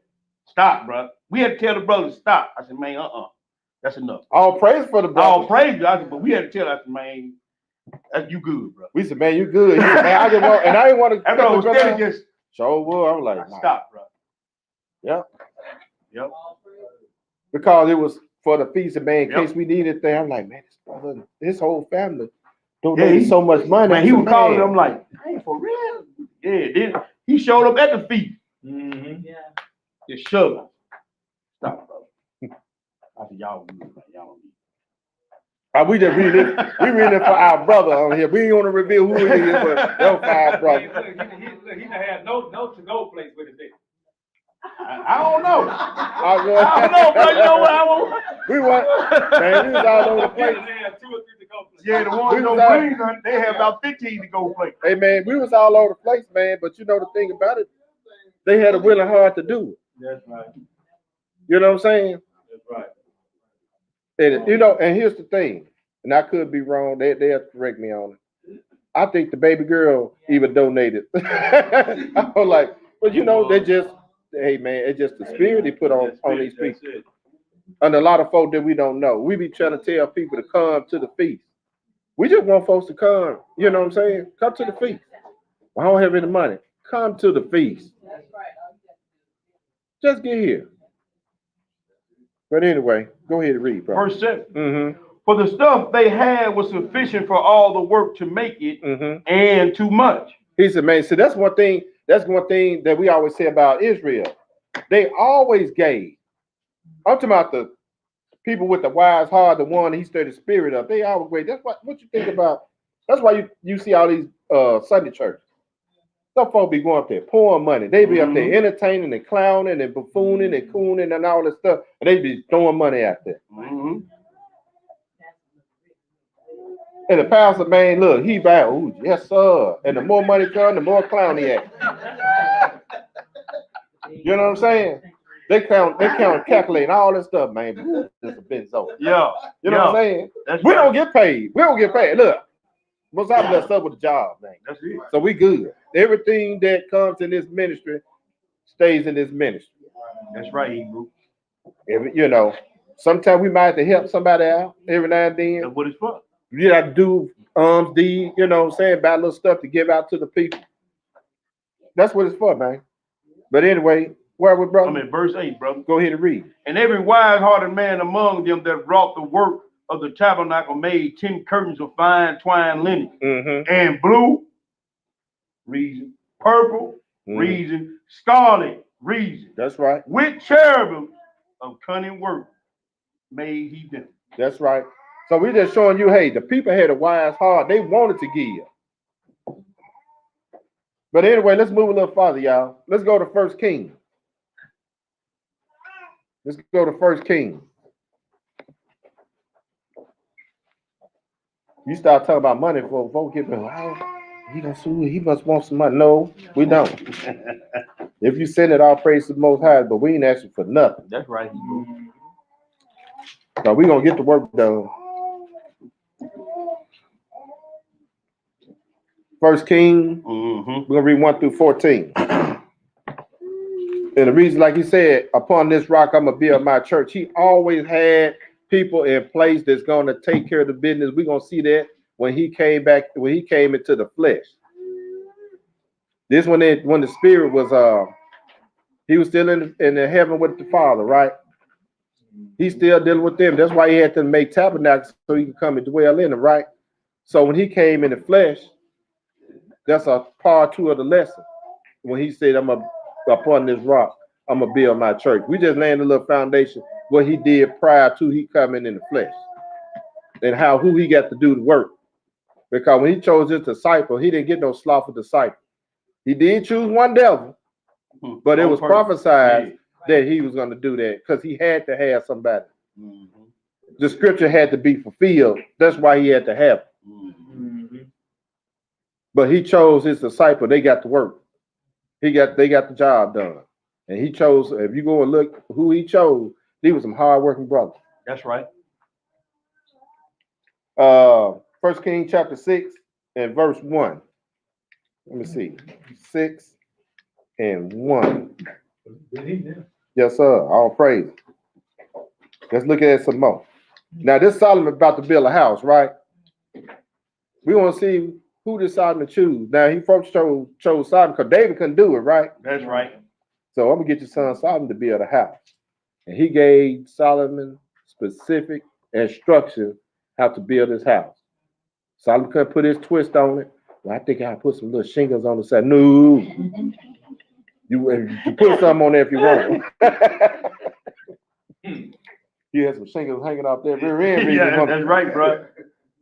So the point I'm making is when he tell you how to do certain things, you better do it according to how he said to do it. That's right.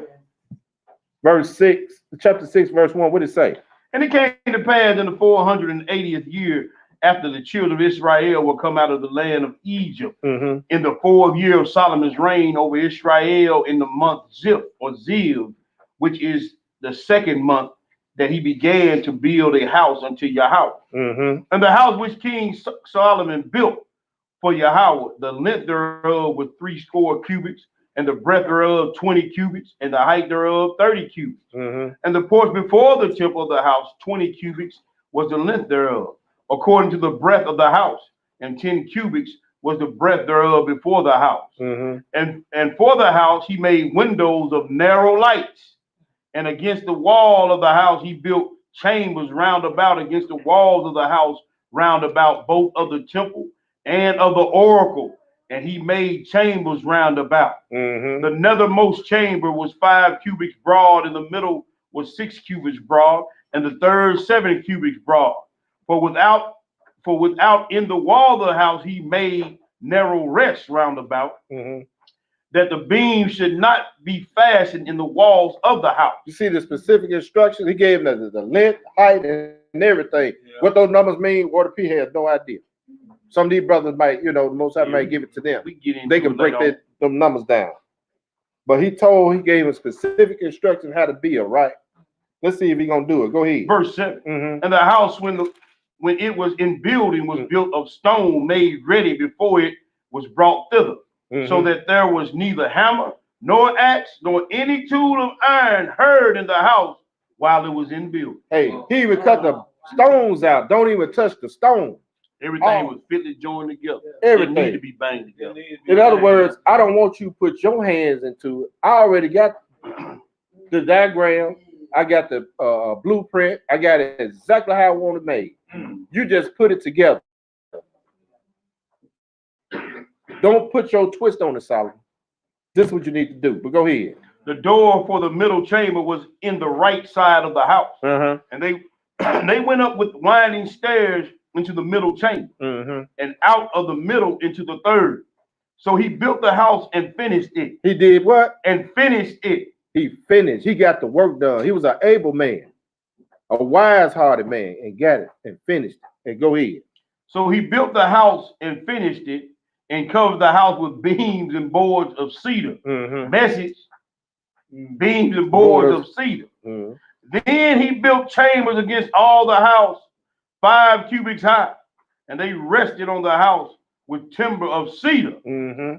Message, and the word of the Lord came to Solomon, saying, concerning this house which thou art building, if thou wilt keep it in my statutes and execute my judgment. If we will walk, I'm sorry, you're right, brother. Let me read that again. yeah, read that again, brother. Concerning this house which thou art building, if thou wilt walk in my statutes. Hello, y'all notice something? While he was building, he came and started talking to him. If you would walk in my statutes, you ain't getting away from the law, statutes, commandment, people. Nope. This is in building. He's in building, right? Come on now. But go ahead and read. And execute my judgment Mm-hmm. and keep all my commandments to walk in them. Mm-hmm. Then will I perform my word with thee, which I spake unto David thy father. Mm-hmm. And I will dwell among the children of Israel, and will not forsake my people Israel. Hey, that's the only way he'll dwell with us, y'all. If we do all these things we can do, keeping these laws, statutes, commandments, and his judgment. That's the only way he's gonna hang around. We're gonna see that in the spiritual side, okay? But go ahead. Where are we, bro? 14. Go ahead. So Solomon built the house and finished it. He built the house and he finished it. He didn't quit. He didn't get mad, man. Get this right here, man. He finished the job, people. You do not want to quit in the building process of the Most High, dealing with him. You understand what I'm saying? Let's go a little further, y'all. Let's look at Joshua. Let's look at Joshua. Man, we moving right along. All praise to the Most High. Let's go to the book of Joshua. Right here, Joshua to build something. Just walking it down.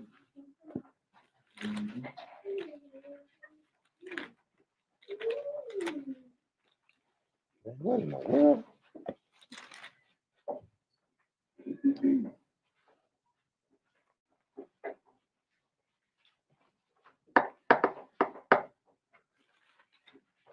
Joshua chapter 8 and 30. What did it say?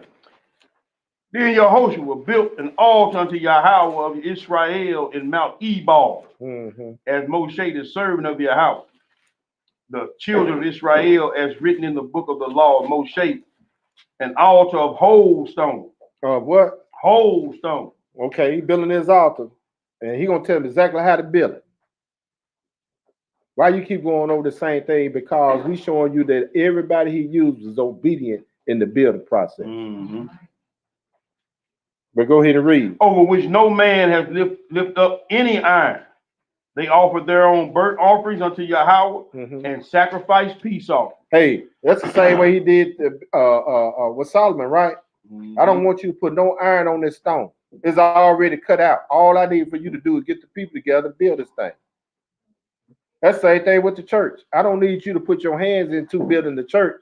He said, I'm going to build a church. I just need you to get the people together to get the job done. That's plain and simple, isn't it? Speak on it, brother. But go ahead and read it. And he wrote there upon the stones a copy of the law of Moshe, which he had wrote in the presence of the children of Israel. And all Israel and their elders and officers and their judges stood on this side of the ark, and on that side before the priests, the Levites, which bear the ark of the covenant of Yahweh, as well as the stranger, as he that was born among them, half of them over against Mount Gerizim, and half of them over against Mount Ebal, as Moshe, the servant of the Lord, commanded before, that they should bless the people of Israel. And after he read all the words of the law, the blessing and the cursing, according to all that is written in the book of the law, yes, sir. There was not a word of all that Moshe commanded which Yehoshua read not before all the congregation of Israel, with the women and the little ones and the strangers that were conversing among them. Amen. And that's part of the building process, reading the law, statute, commandments to the people. Because you got to build the people up with the law, statutes, and commandments. That's part of building, right? Let's move a little further, y'all. Let's go look at Ezra. Because Ezra and them in captivity, right? We in captivity. Ezra and them was in captivity in Babylon. Yep. And it was time for them to go back and build the temple, right? They had to go back and build. Let's see if they allow somebody from other nations. In other words, when he told us in Deuteronomy 28 and Leviticus 26, we will be sold into our enemies, right? So who are the enemies? These other nations, right? Let's see if they let the adversary or other nation help them build the Most High house. Or we'll say Yeshua HaMashiach. But we know who we're talking about. Ezra chapter 4. Let me put that on the screen. Ezra chapter 4. We're going to pick it up at verse 1. Because a lot of those, hey man, you're going to have other people from other nations want to come in and help build the people. You can't do that. In other words, we're going to come in and teach the class. We're going to come in there and go on, No. I'm going to help your people out. Because, they got a history of taking over. And when they take over, they mess the thing up. Right. If you want to do something, go back and tell your people, judgment is coming. Do that. Go back and tell them you messing with the wrong people. Go back and tell your people, judgment is coming. Right. Now, are we saying that they can't learn? You can learn all day long. But are you going to teach the people? Hell to the no, no. That's our job. Isaiah 60 comes. And we're going to do our job because we don't want the South cracking our head when they come back. And he is cracking head when he come back, if y'all don't know. Ezra chapter 4, and we're going to pick it up at verse 1. All right.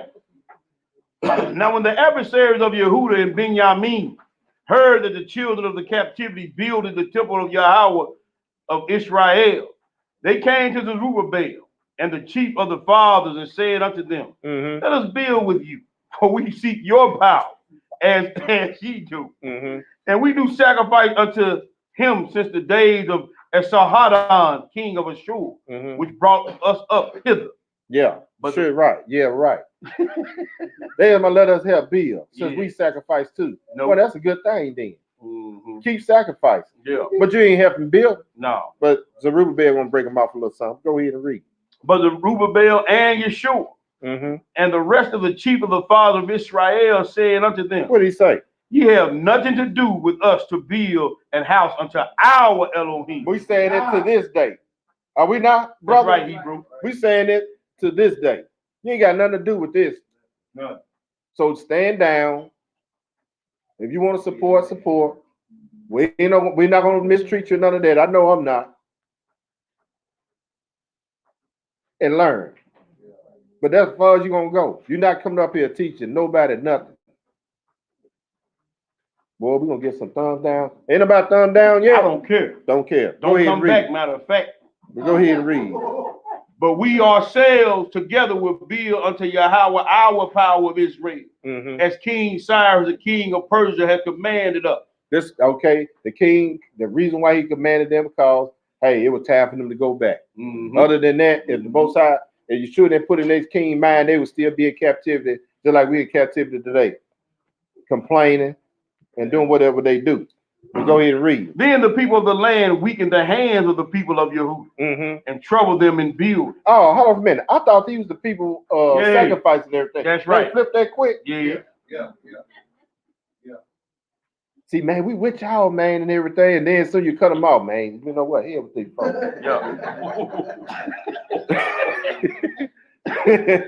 Hey, man, that's like Joe coming here, man, from another nation. It could be for any nation. Want to come here and teach. Well, you know, we just sowed some seeds in there. Thank you. Okay, we appreciate it. Well, can I teach? No. And then watch the conduct. No, what you gotta do, you gotta read to them why they can't. Well, we doing it now. But go ahead and read. Verse 5. Uh-huh. And hired counselors against them. They hired what? Counselors against them. Oh, so they're gonna go with their little lawyers and stuff. But go ahead and read. To frustrate their purpose all the days of Cyrus, king of Persia, Mm-hmm. even until the reign of Darius, king of Persia. Mm-hmm. And in the reign of Ahasuerus, in the beginning of his reign, wrote they unto him an accusation against the inhabitants of the Yehuda and Jerusalem. Oh, these are same for we sacrifice to your God. Mm-hmm. We're down with the God of Israel. Yep. You can't help. You can't Right. teach class. Right. Well, I'm going to sue you guys for Yep. being prejudiced. Right. I'm going to get my lawyer. They gonna show you can't trust every heathen talking about, yeah, I know y'all Jews, I know y'all Israelites. There you go, son. Speak on the young line. Bring it out. I was just saying, like, because a lot of heathens, they'll do that, but not show no works. Like Cornelius, he had a good report of all the Jews. Mhm. Right. He gave to the Right. poor. The poor at that time was up. Right. The servant that came to seek healing for the soldier that came to seek healing for his Yep. servant. Mm-hmm. Who was serving and who was ruling at that time. But That's look right, at- bro. Look at he was to the point where he was about to cry. Look, Yeah. I need you to heal my servant. That's right. So every Gentile come around saying, yeah, we know you guys are the true Jews and all this. That sounds good. Go back and talk to your people, bro. Just like we can't just talk a good game as Israelites. They Right. can't either. Like the preacher, like the Gentile preacher told his congregation, you better keep your Yeah, I saw that. mouth off. Or he used another word, off of the children of God. Yeah. That's what y'all supposed to do. He back, y'all right. go back and tell these people, your congregation, you better leave us alone. Right. Now, some of the folks is gonna get a head cracking. You know, hey, we can't get around that. No. You're like But a when mute. Huh? They're like a mute. Hey man, some of them gonna get their head cracked. Hey, But we talk about the remnant who that's right. wise hearted, who trying to get this work done, who Yeshua using to build his church. You go mess with them, you got something coming. Mhm. You got something coming with the hard-headed ones too, but you really got something coming. You mess with the remnant. That's it. And we can read that to you. But anyway, we finish that out, brother. That was it, Hebrew. All right, let's move Exodus 25. Let's look at it some more. We're going to cover all this stuff. So when we get into the New Testament, you ain't going to see the Gentiles up there. These are the Gentiles and they help building the church. Bull crap. They ain't built it in the old, or say the scriptures, or the law or the testimony, or during the time of Nehemiah and them, Babylon. They ain't doing it to this day. They ain't doing it during the when Christ was on the scene and after. Nope. No, sir.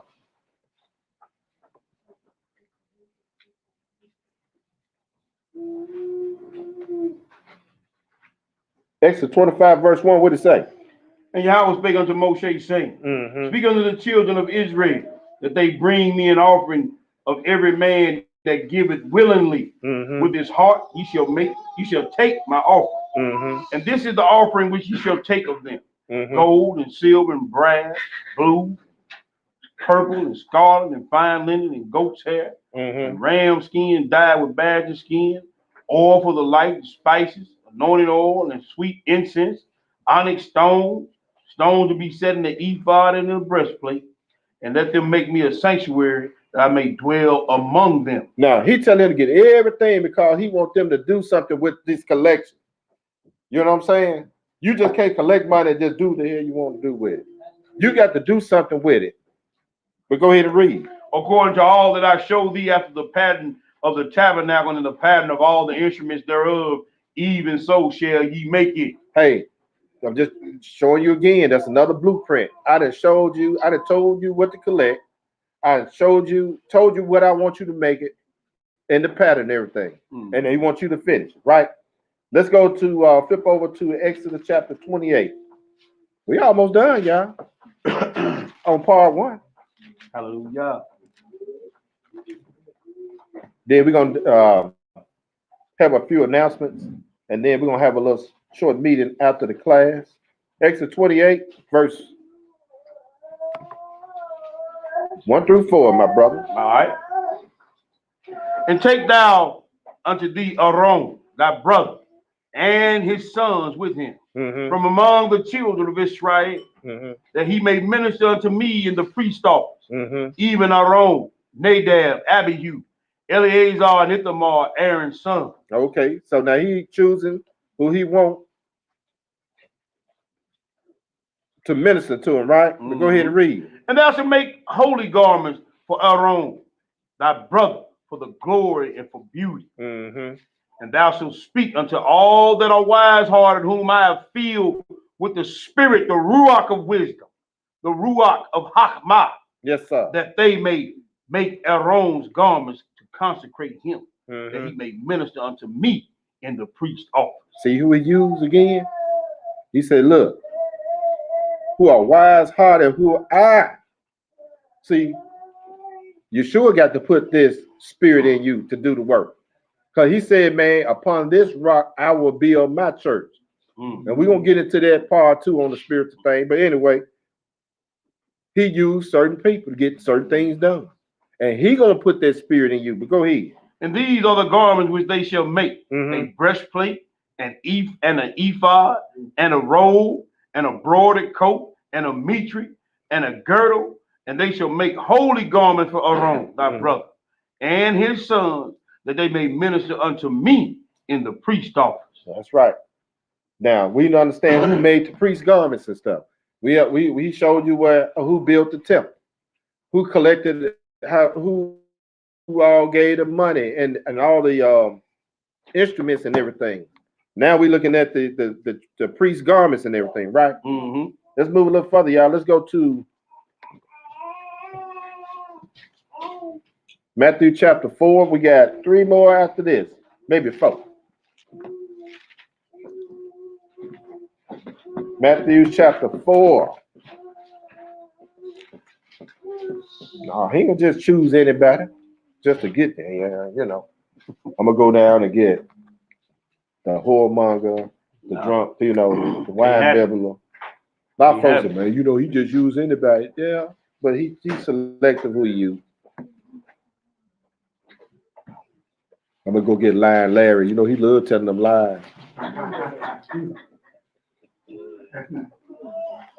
I'm gonna go get the rapist. You know what I'm saying? So you can watch over the little children. Hell no. That ain't gonna happen. I ain't read none of that. All the You ain't ones gonna I read. read, they were wise of heart and everything. We read that, right? That's right, Hebrew. He put wisdom and knowledge and understanding in it, right?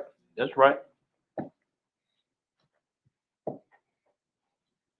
Matthew 4, chapter 4, 17. What does it say? When the time Yeshua began to preach and to say, repent, for the Mhm. kingdom of God, the kingdom of heaven is at hand. Mm-hmm. And Yeshua was walking by the Sea of Galilee, saw two brethren, Simon called Cephas, and Andrew his brother, casting a net into the sea, for they were fishers. Now, the first one he called was Simon Peter Yep. and his brother.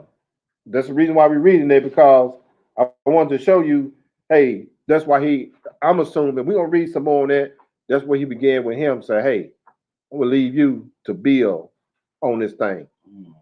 Because this brother, like I said, if you go into this, look at the characteristics of this brother, that was a hard brother there. No nonsense. He was no nonsense at all. Now, even though he had a little folly going on, because he was a character. But other than that, he was the first one Messiah picked. But go ahead and read. And he said unto them, What did he say? follow me, and I will make you fishers of men. Mm-hmm. And they straightway left their nets and followed him. No, they had to sit back and pray on him. No. Yeah, they did what? No. Them No. they dropped They everything. ain't had nobody. They went and got to the business. That's right. They didn't go check with mama. Nope. Nobody.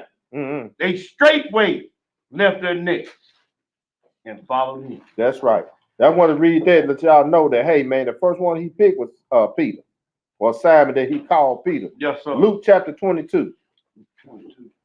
Luke chapter 22. Now, here in the process of building now. Luke 22. We're going to read a few verses out of there. All right.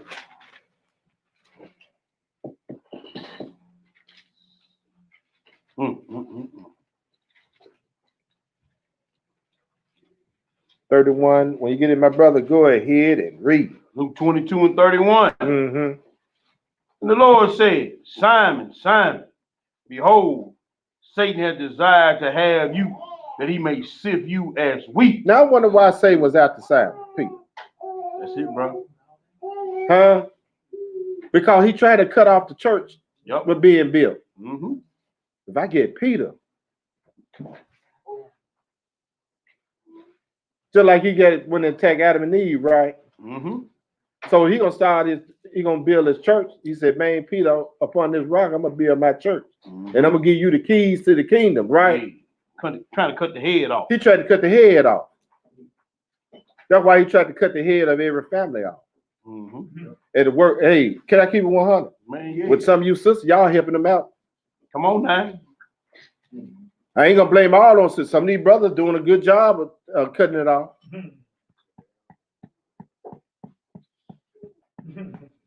What?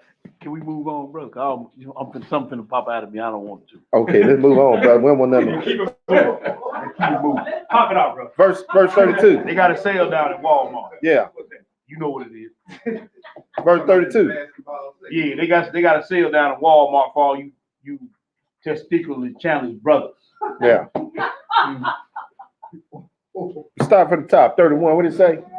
And Yahweh said, Simon, Simon, behold, Satan had desired to have you, that he may sift you as wheat. Uh-huh. But I have prayed for thee, that thy faith fail not. Hey, we all should be in here. Hey, asking the Messiah to pray for us. That's right. Because he prayed for Judas, didn't he? Nope. He told Judas, go and do what you're going to do and do it quick. That's right, Hebrew. But he prayed for Peter. Mm. Because that's where he's going to begin with. But go ahead and read. And when thou art converted, Mm-hmm. strengthen thy brother. No, tell your brother down. Now strengthen thy brother.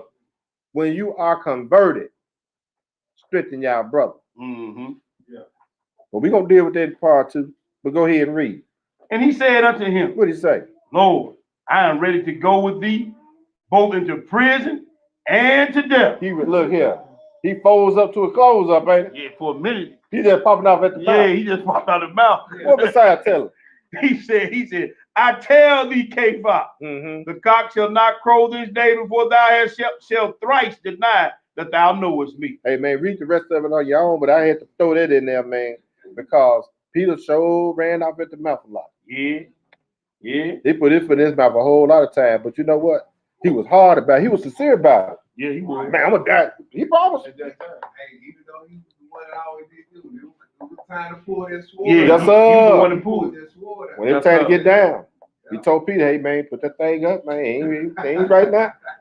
He gonna get it in. Trust me, he gonna get it in. Chop a joker ear off. Yeah, I believe he He gonna. yeah, he was ready for the prophecy. Man, he ready to get at these jokers, man.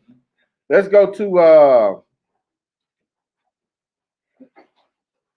Acts chapter 1. That's one. Acts 1. Yeah, we had to do that. I had him in the wrong spot. Okay. Acts chapter 1. We got 2 more after this, and we're gonna close out. They'll be finished part 1. I just want to show the family, man, when Christ said, "Hey man, upon this rock, I'm gonna build my church." We had to go back in the beginning and show you how he was dealing with everybody, because he's the one who was speaking to Moses and Joshua and everybody else. Right, brother. It wasn't the Father, it was him. That's right. So he using the same thing back then, and he did it on a spiritual level when he came to get the church. Because here's the thing: you had the Pharisees, Sadducees, and everybody. They was Israelites, right? Why would he come and say, "Upon this rock I'm gonna build my church"? I thought they was the church. No, they was something else. Right. They was the synagogue of Satan. That's right, brother. That's who they were. That's right. A lot of people want to say, you know what you call it? No, them Israelites was the synagogue of Satan. Come on now. That is what it is. Huh? That's right. Because he told me you are your father, the devil. I know y'all want to kill me. But anyway, Acts chapter 1 and verse 6, what did it say?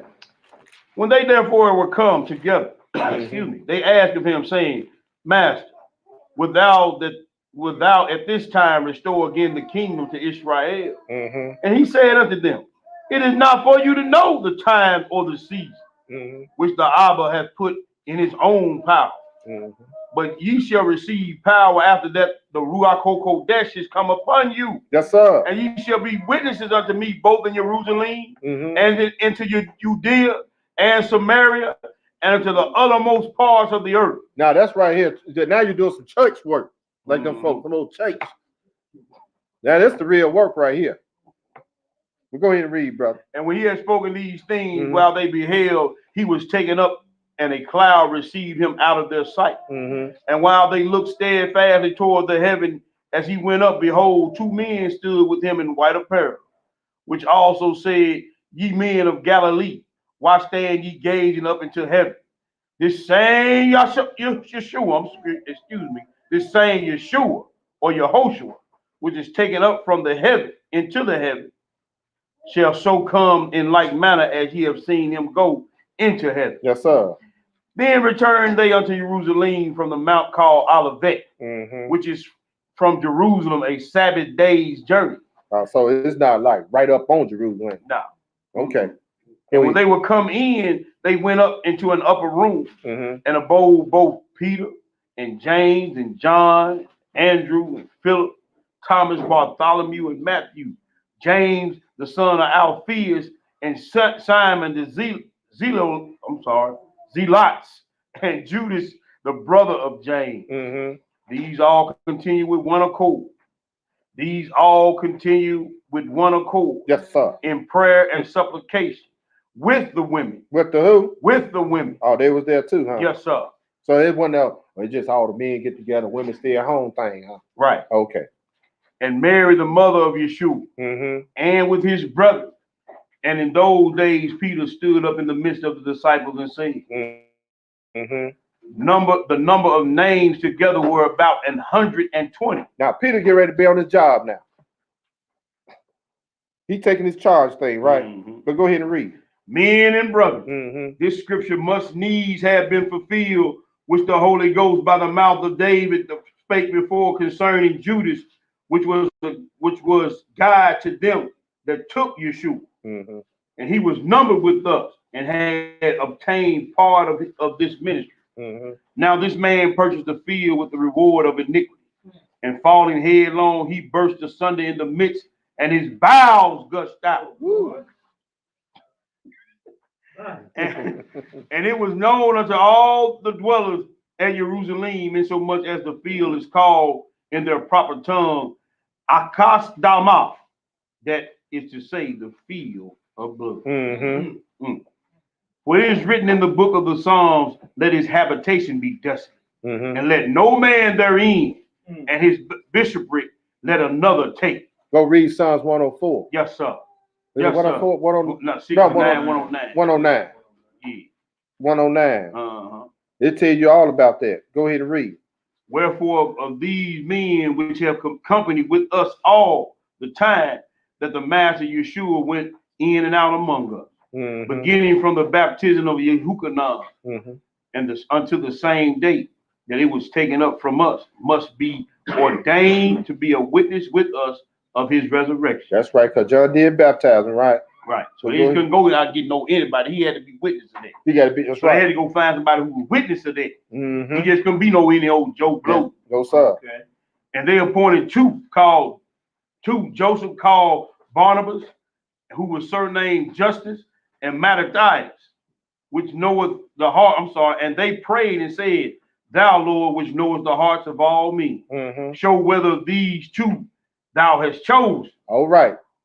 He said, man, you know the hearts of men. You let us know which one of these guys going to be part of this ministry. Hey, man, we try to do the same thing. That we right, brother? Yep, that's right, We go brother. through the same thing.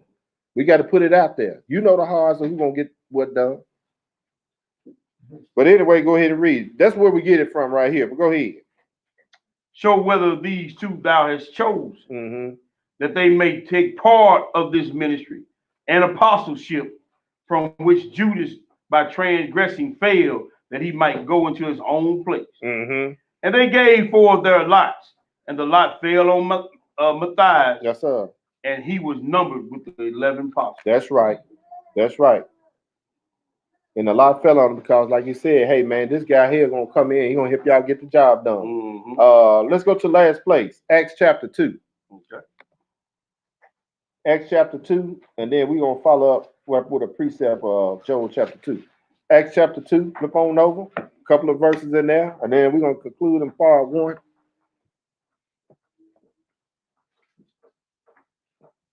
When you get it, my brother, go ahead and read. But Peter, standing with the 11, lifted up his voice and said unto them. Now, this is a day of Pentecost. Mm-hmm. I'm just showing you another road. Peter is basically getting everything in order, right? He's getting the church in order, but go ahead. Ye men of Judea, Mm-hmm. and all that dwell at Jerusalem, be this known unto you, and hearken to my word. For these are not drunken as ye suppose, seeing that it is but the third hour of the day. Mm-hmm. But this is that which was spoken by the prophet Joel. Mm-hmm. And it shall come to pass in the last days, said Yahweh, Mm-hmm. I will pour out my spirit upon all flesh. Some flesh. All flesh. We talking about Israelites now. Yeah. Because that's who was there at the day of Pentecost. Come on now. Wasn't no other nations there, people. That's right. So he talking to the Israelites, and he gonna pour his spirit upon all flesh. Go ahead. And your sons and your daughters shall prophesy. Yes, sir. And your young men shall see visions, Mm-hmm. and your old men shall dream dreams. That's right. And on my servants and on my handmaids, I will pour out in those days of my ruach, and the spirit, and they shall prophesy. Man, we seeing that to this day. We got right, some sisters prophesying. Big time. This precept at Joel chapter 2, because he said it about Joel, right? Spoken about the prophet Joel. Joel 2 and 28. And then we're gonna close out. We have a few announcements, then we'll close out. When you get it, my brother, go ahead and read. And it shall come pass afterward, Mm-hmm. that I will pour out my spirit upon all flesh. Mm-hmm. And your sons and your daughters shall prophesy. Mm-hmm. Your old men shall dream dreams, Mm-hmm. and your young men shall see visions. That's right. Hallelujah. Hallelujah. So that's part of the first part of upon this rock I shall build my church. Okay. I'm gonna just go over a few announcements. I want to thank everyone for coming on, live feed, fellowshipping with us, Order Melchizedek. We are a small and growing ministry that the Yeshua HaMashiach is building here in Olive Branch, or we say Memphis, Olive Branch area. And we really appreciate y'all donations, everything y'all done for the ministry. For those who came to Pentecost 2021, Hebrews in the Park, we really enjoyed everyone. I really enjoyed. I'm gonna just applaud everybody in the class and those who helped out. I think I'm just really recovering a little bit. Except for a couple of days ago, I cut the grass. My allergies got acting up. But we do have a few announcements. We have my son Julian. He's graduating next month. All right, he graduated from high school. Where is Khalees? Khalees graduating from somewhere. You middle school? All right, Khalees. You know, we had to get that out the way. And anybody else have anything?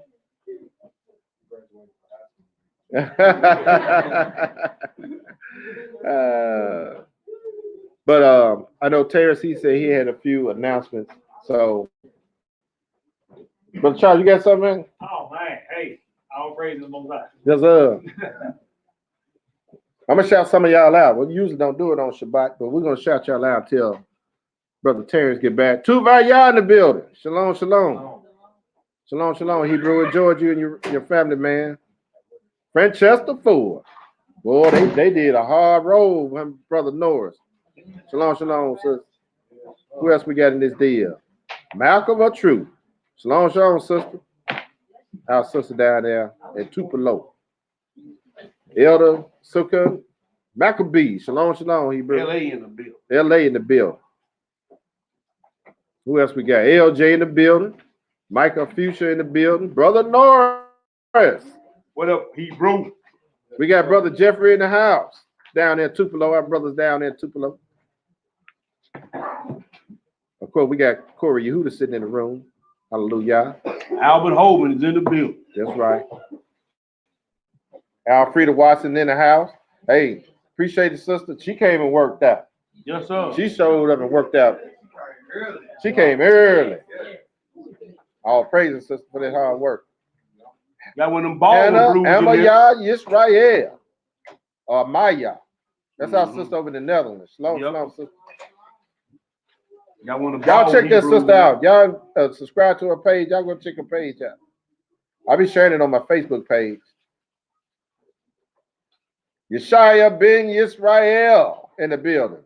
Michael ben Israel in the building. Our brother down there at Tupelo. Keeping it straight down there. Hey, we got a beloved brother in the house that showed up. Quilla and Priscilla in the building. Michael Park in the house. So, Brother Terrence, you got anything, brother? And then we'll close out. Yeah, I just want to give a shout out to you. I got one of the Baldwin brews in the building. We still praying for the other brother's son. May the Most High continue to bless him, have a speedy recovery. That's right. We need to be in prayer for that family down there, you know what I'm saying? That's right. Seems like he's getting better, but we're supposed to get an update on that young brother later on this evening. Mm-hmm. So we got, but Jeffrey Battery's in here, one of the Baldwin brews. Oh, okay. All praise, Got brother. you good? Okay. All right, got Albert Holman in the building. Mm-hmm. Cuz over in Arkansas. So we got they checking in from everywhere. Sister Alfreda Washington. Yahuka Nan Yashra Las Vegas is in the building. That's right. My brother. Mm-hmm. Shazak Israel, Alabama checking in. Shalom, shalom. That's all I got, Hebrew. Hey, y'all, we gonna close out, but I need everybody to stick around for a few minutes. What I want to do, if y'all would please, just do this for me. Hold your questions and your comments to after I get through running through these scriptures. Because I know there's gonna be some questions, gonna be some comments, but we want to put some correction and some understanding on this situation. Then all I'm doing is putting what's on the table. Y'all free to do what y'all want to do, but I'm gonna put the scriptures on the table. We're gonna get some understanding on the table. Then we're gonna continue to do what we do, because the book tells you in Colossians 2:16, what? Let no man judge you in regard of a feast day, but we still got to keep the law, statutes, commandments, and the ordinances. Right. So we gonna close out and give me about 15 minutes. I won't be long. And we're gonna go through some stuff real quick. And then if you got any questions after I get finished, I want to be respectful of everybody's time and everybody's time on Shabbat. So if people want to leave, they can leave. If you got any questions, then we can come up after the class. Right. But I want to hold your comments and your questions till after we get through running through these quick scriptures. All right? Okay. All right. All right. Let's close out, y'all.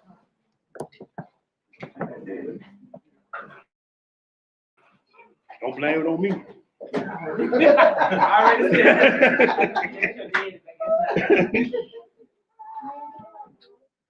Hold on, what do we get that? Don't blame it on me. Yeah. I can't get to my scripture. There we go.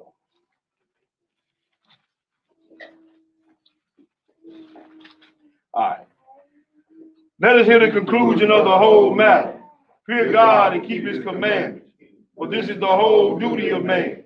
For God shall bring every work into judgment, every secret thing, whether it be good or whether it be evil. Our Father, which art in heaven, hallowed be thy name. Thy kingdom come, thy will be done in earth, as it is in heaven. Give us this day our daily bread. And forgive us of our debts, as we forgive our debtors. And lead us not into temptation, but deliver us from evil. For thine is the kingdom, and the power, and the glory, forever. Hallelujah. Hallelujah. Hallelujah. Hallelujah. Hallelujah. Hallelujah. Praise the mighty Yah. Praise the mighty Yah. All right. That's right. All right. You gonna sign off, bro? Yes, sir. You gonna let them in on? All right. You gonna let them in on? You gonna sign? I will sign on off. Okay. Oh, I could get I'm gonna sign off and then what I can do. Oh, you can let we'll let it roll. Yeah, We'll let it roll. because they need to know too. Yeah, we'll let it roll. Yeah, All right. So y'all gonna be in family, on. what we want to do, there's some questions going around and some different things going around about the Feast of Tabernacles, what we gonna do and how we gonna do it. I know the one question I want to ask before we get into this, too deep into this, is that one thing I want everybody to understand, we have to keep the ordinances. The ordinances are part of the law. The ordinance tell you how to keep the law. The ordinance is that which, if I say keep the Feast of Tabernacles, and you say, okay, bro, we gonna keep the Feast of Tabernacles, how? The ordinance is what tell you how to keep the law, or keep the law that's given. So you have to keep the ordinance. All right? Don't let nobody get you out of there, because also the ordinances are prophetic and the ordinances are spiritual. They point to something as well. We know that the Feast of Tabernacles point to what? Us getting our new bodies. Right. But everything inside that points to that as well. And it has a spiritual meaning too. And we're going to go through that real quick. So some people say they're going to do tents. Some people say they're not going to do tents. So why are we going through this? Because I want to make sure that everybody that's on our watch understand what's right and what's not right. What's wrong and what's not wrong. So if you choose to do it after the information is on the table, then hey, I'm good. I'm going to lay my head down on the pillow in peace. All right, so let's get two things straight. This is called the Feast of Booths. All right. Now, some people say tents. So we're going to get the word in the Hebrew for tent, and we're going to get the word in the Hebrew for booth. The first one is ohel. It's a home. It's a permanent dwelling or habitation. The word for booth, where we get the name Sukkot, is sukkah. It's a temporary or rude shelter. It's not a tent. Now people say, I had the young Bruce say, well, what are you gonna do when they say, well, Lord know a tent is a temporary dwelling. No, it's not, because they were living in tents when they did this. So if it was just gonna be living in tents, he would have said, y'all just stay in y'all tent and put it in the middle of the street. Make booth. So we got to look at. I'm gonna appeal first. I'm gonna appeal to your practical knowledge. Then we're gonna get the spiritual knowledge. Then we're gonna get the metaphysical knowledge. Practically, they were already living in tents. Abraham was the first one to do the Feast of Booths. Didn't he live in a tent? Now, if you're gonna do wrong, Learn how to do wrong right. Tent is made out of nylon and polyester. The tents back then was made out of goat's hair and sackcloth. There was a reason for that. There was a reason that why they were made out of goat's hair and sackcloth. They didn't go down to the local market and go get a tent. They were made out of specific things for a specific reason. So if you're gonna do a tent, go get you the wood that he told you to get. If you're gonna do wrong, learn how to do wrong right. Go get you some goat's hair and sackcloth. If you're gonna do that, now I'm not judging nobody. Y'all want to do that, cool, I don't care. But I gotta show you what's right and what's wrong before I just say, okay, well, man, they going to do tent. All right, we're gonna go through that. All right, let's go. Let's get the first script. Let's go to the first person who did the Feast of Booths. And let's go see how he did. Let's go to the Book of Jubilees. Let's go to the Book of Jubilees. And I'm gonna read 20. I don't start all the way up there. I'm just gonna read down through 20 through 31. All right. That's some other stuff that, and the reason why this Feast of Booths was around Isaac's birthday, because it was the beginning of the nations, which the booths mean bodies, the many bodies and the many nations that were gonna come out of Abraham. Matter of fact, I'm gonna read it 16, and we're gonna get on down. All right. It says, and we returned in the 7th month. So we know the day, Feast of Booths coming up. And we returned in the 7th month, and we found Sarah pregnant before us. And we blessed him. And we announced to him everything which was commanded for him. And he would not die until he begot 6 more sons, that he would see them before he died. And through Isaac, a name and a seed would be named for him. And all the seed of his sons would become nations. So you can go read that in Genesis 35 and 11. There to Yahweh, who delivered him and who made him to rejoice in the land of his sojourn. Brother P, could you tell us where you reading? I thought I told you. I ain't tell y'all. My bad. I'm sorry. Yeah, Jubilees. 16. Yeah. I thought I said. Yeah, I thought I said that. I didn't say it. My bad. You rolling. I'm trying to be cognizant of everybody's time. Let's go about an hour. Radio commercials at the end.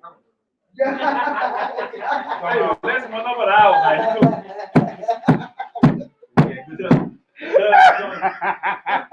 Tell me you coming out of 250. All right, okay. Let me start over again. Volume 2. I think the thing you just said it once. Okay. Yeah, Volume 2. I'm gonna give y'all the page though. We in Suda Picker with volume 2. We going to page 88. We in chapter 16. I'm gonna read verse 16 through 17, and then I'm gonna skip over to 20. All right, I'm gonna start over. Okay. Now let me ask you a question. Is everybody there? Yeah. All right, y'all there? All right. It is saying this is surrounding Isaac's birth. All right, and it says, and she conceived a son, and we returned in the 7th month and found Sarah pregnant before us, and we blessed him. And, y'all get it? And we blessed him, and we announced to him everything which was commanded for him, and he would not die until he begot 6 more sons, and he would see them before he died. And through Isaac, a name and a seed would be named for him, and all the seed of his sons would become nations. Again, the precept of that is Genesis 35 and 11, when it said Jacob would have his sons become nations. All right, talking about the 12 tribes. Now I'm skipping up to verse 20 just for the sake of time. And he built an altar there unto Yahweh, who delivered him and who made him rejoice in the land of his sojourn. And he celebrated a feast rejoicing in this month, 7 days. So we talking about the Feast of Booths near the altar, which was built by the well of the oak. And he built booths for himself and for his servants on that festival. Again, they are already dwelling in tents. So why is he building booths if that's cool now? I'm just asking the question. And he first observed the Feast of Booths on the earth. And in 7 days, he was making offering every day, day by day, on the altar, a burnt offering to Yahweh. 2 bulls, 2 rams, and 7 lambs, 1 kid, half on behalf of the sins, that he might atone thereby on behalf of himself and his seed. So that ordinance is done away with, the sacrificial ordinance. That's gone. All right. For a thank offering, 7 rams, 7 sheep, 7 lambs, 7 he goats, and their fruit offerings and their libations, and all their fat he offered upon the altar as a chosen burnt offering to Yahweh for a sweet smelling odor. Now I'm gonna skip down for the sake of time. I'm gonna start at verse 27, all right, where it says, and he, all right, and it says, and he blessed and rejoiced and called the name of this festival the festival of the Lord, a joy acceptable unto Yah Most High. We eternally blessed him and his seed who are after him in every generation of the earth, because he observed the feast in its appointed time, according to the testimony of the heavenly tablets. Now, this brother just got through reading that everything that was done, that was built in the temple and tabernacle, was done specifically in a specific way, done, and it's being done in heaven. So when you detour from that, when you detour from the blueprint, then you have an issue, because this testimony is on the heavenly tablets. Therefore, it is ordained in the heavenly tablets concerning Israel that they will be observers of the Feast of Booths 7 days, with joy in the 7th day, which is acceptable for the Lord in eternal law in the generation throughout all their time, year by year. There is no limit of days for this, because it is ordained forever concerning Israel, so that they would observe it, and they should dwell in tents, that they should show place and crown on their head, and they should take their branches of leaves and willows from the stream. And Abraham took branches of palm trees and of good fruit and fruit of good trees. And each day of the days he used to go around the altar with branches 7 times per day in the morning. And he was praising and giving thanks to Yahweh for all things. All right. So again, we moving on to the next thing, the ordinance. Let's go to Leviticus 23. Let's go to Leviticus 23, and then we're going to come back to Jubilees. We're going to come back to Jubilees in a minute. Let's go to Leviticus 23. Y'all know where we're going, 33 through 41. So Abraham was the first one to do it. We see what he did. He built booths. All right. Now we're going to give it now Moses has been given the law. He's been given a feast day. And now he's going to give it to the children of Israel. Let's see how they going to do it. And then we're going to get into why they did it the way they did. All right. Leviticus 23. TJ, read that for me. 33 through 41. Unless you still doing something. No, I'm good.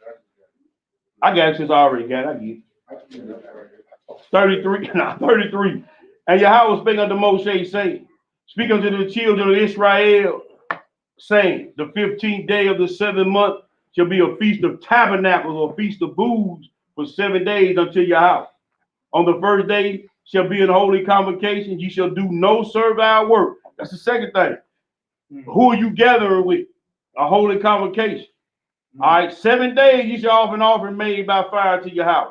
On the 8th day, what does the 8th day symbolize? The Father's kingdom, and everybody's going to be immortal.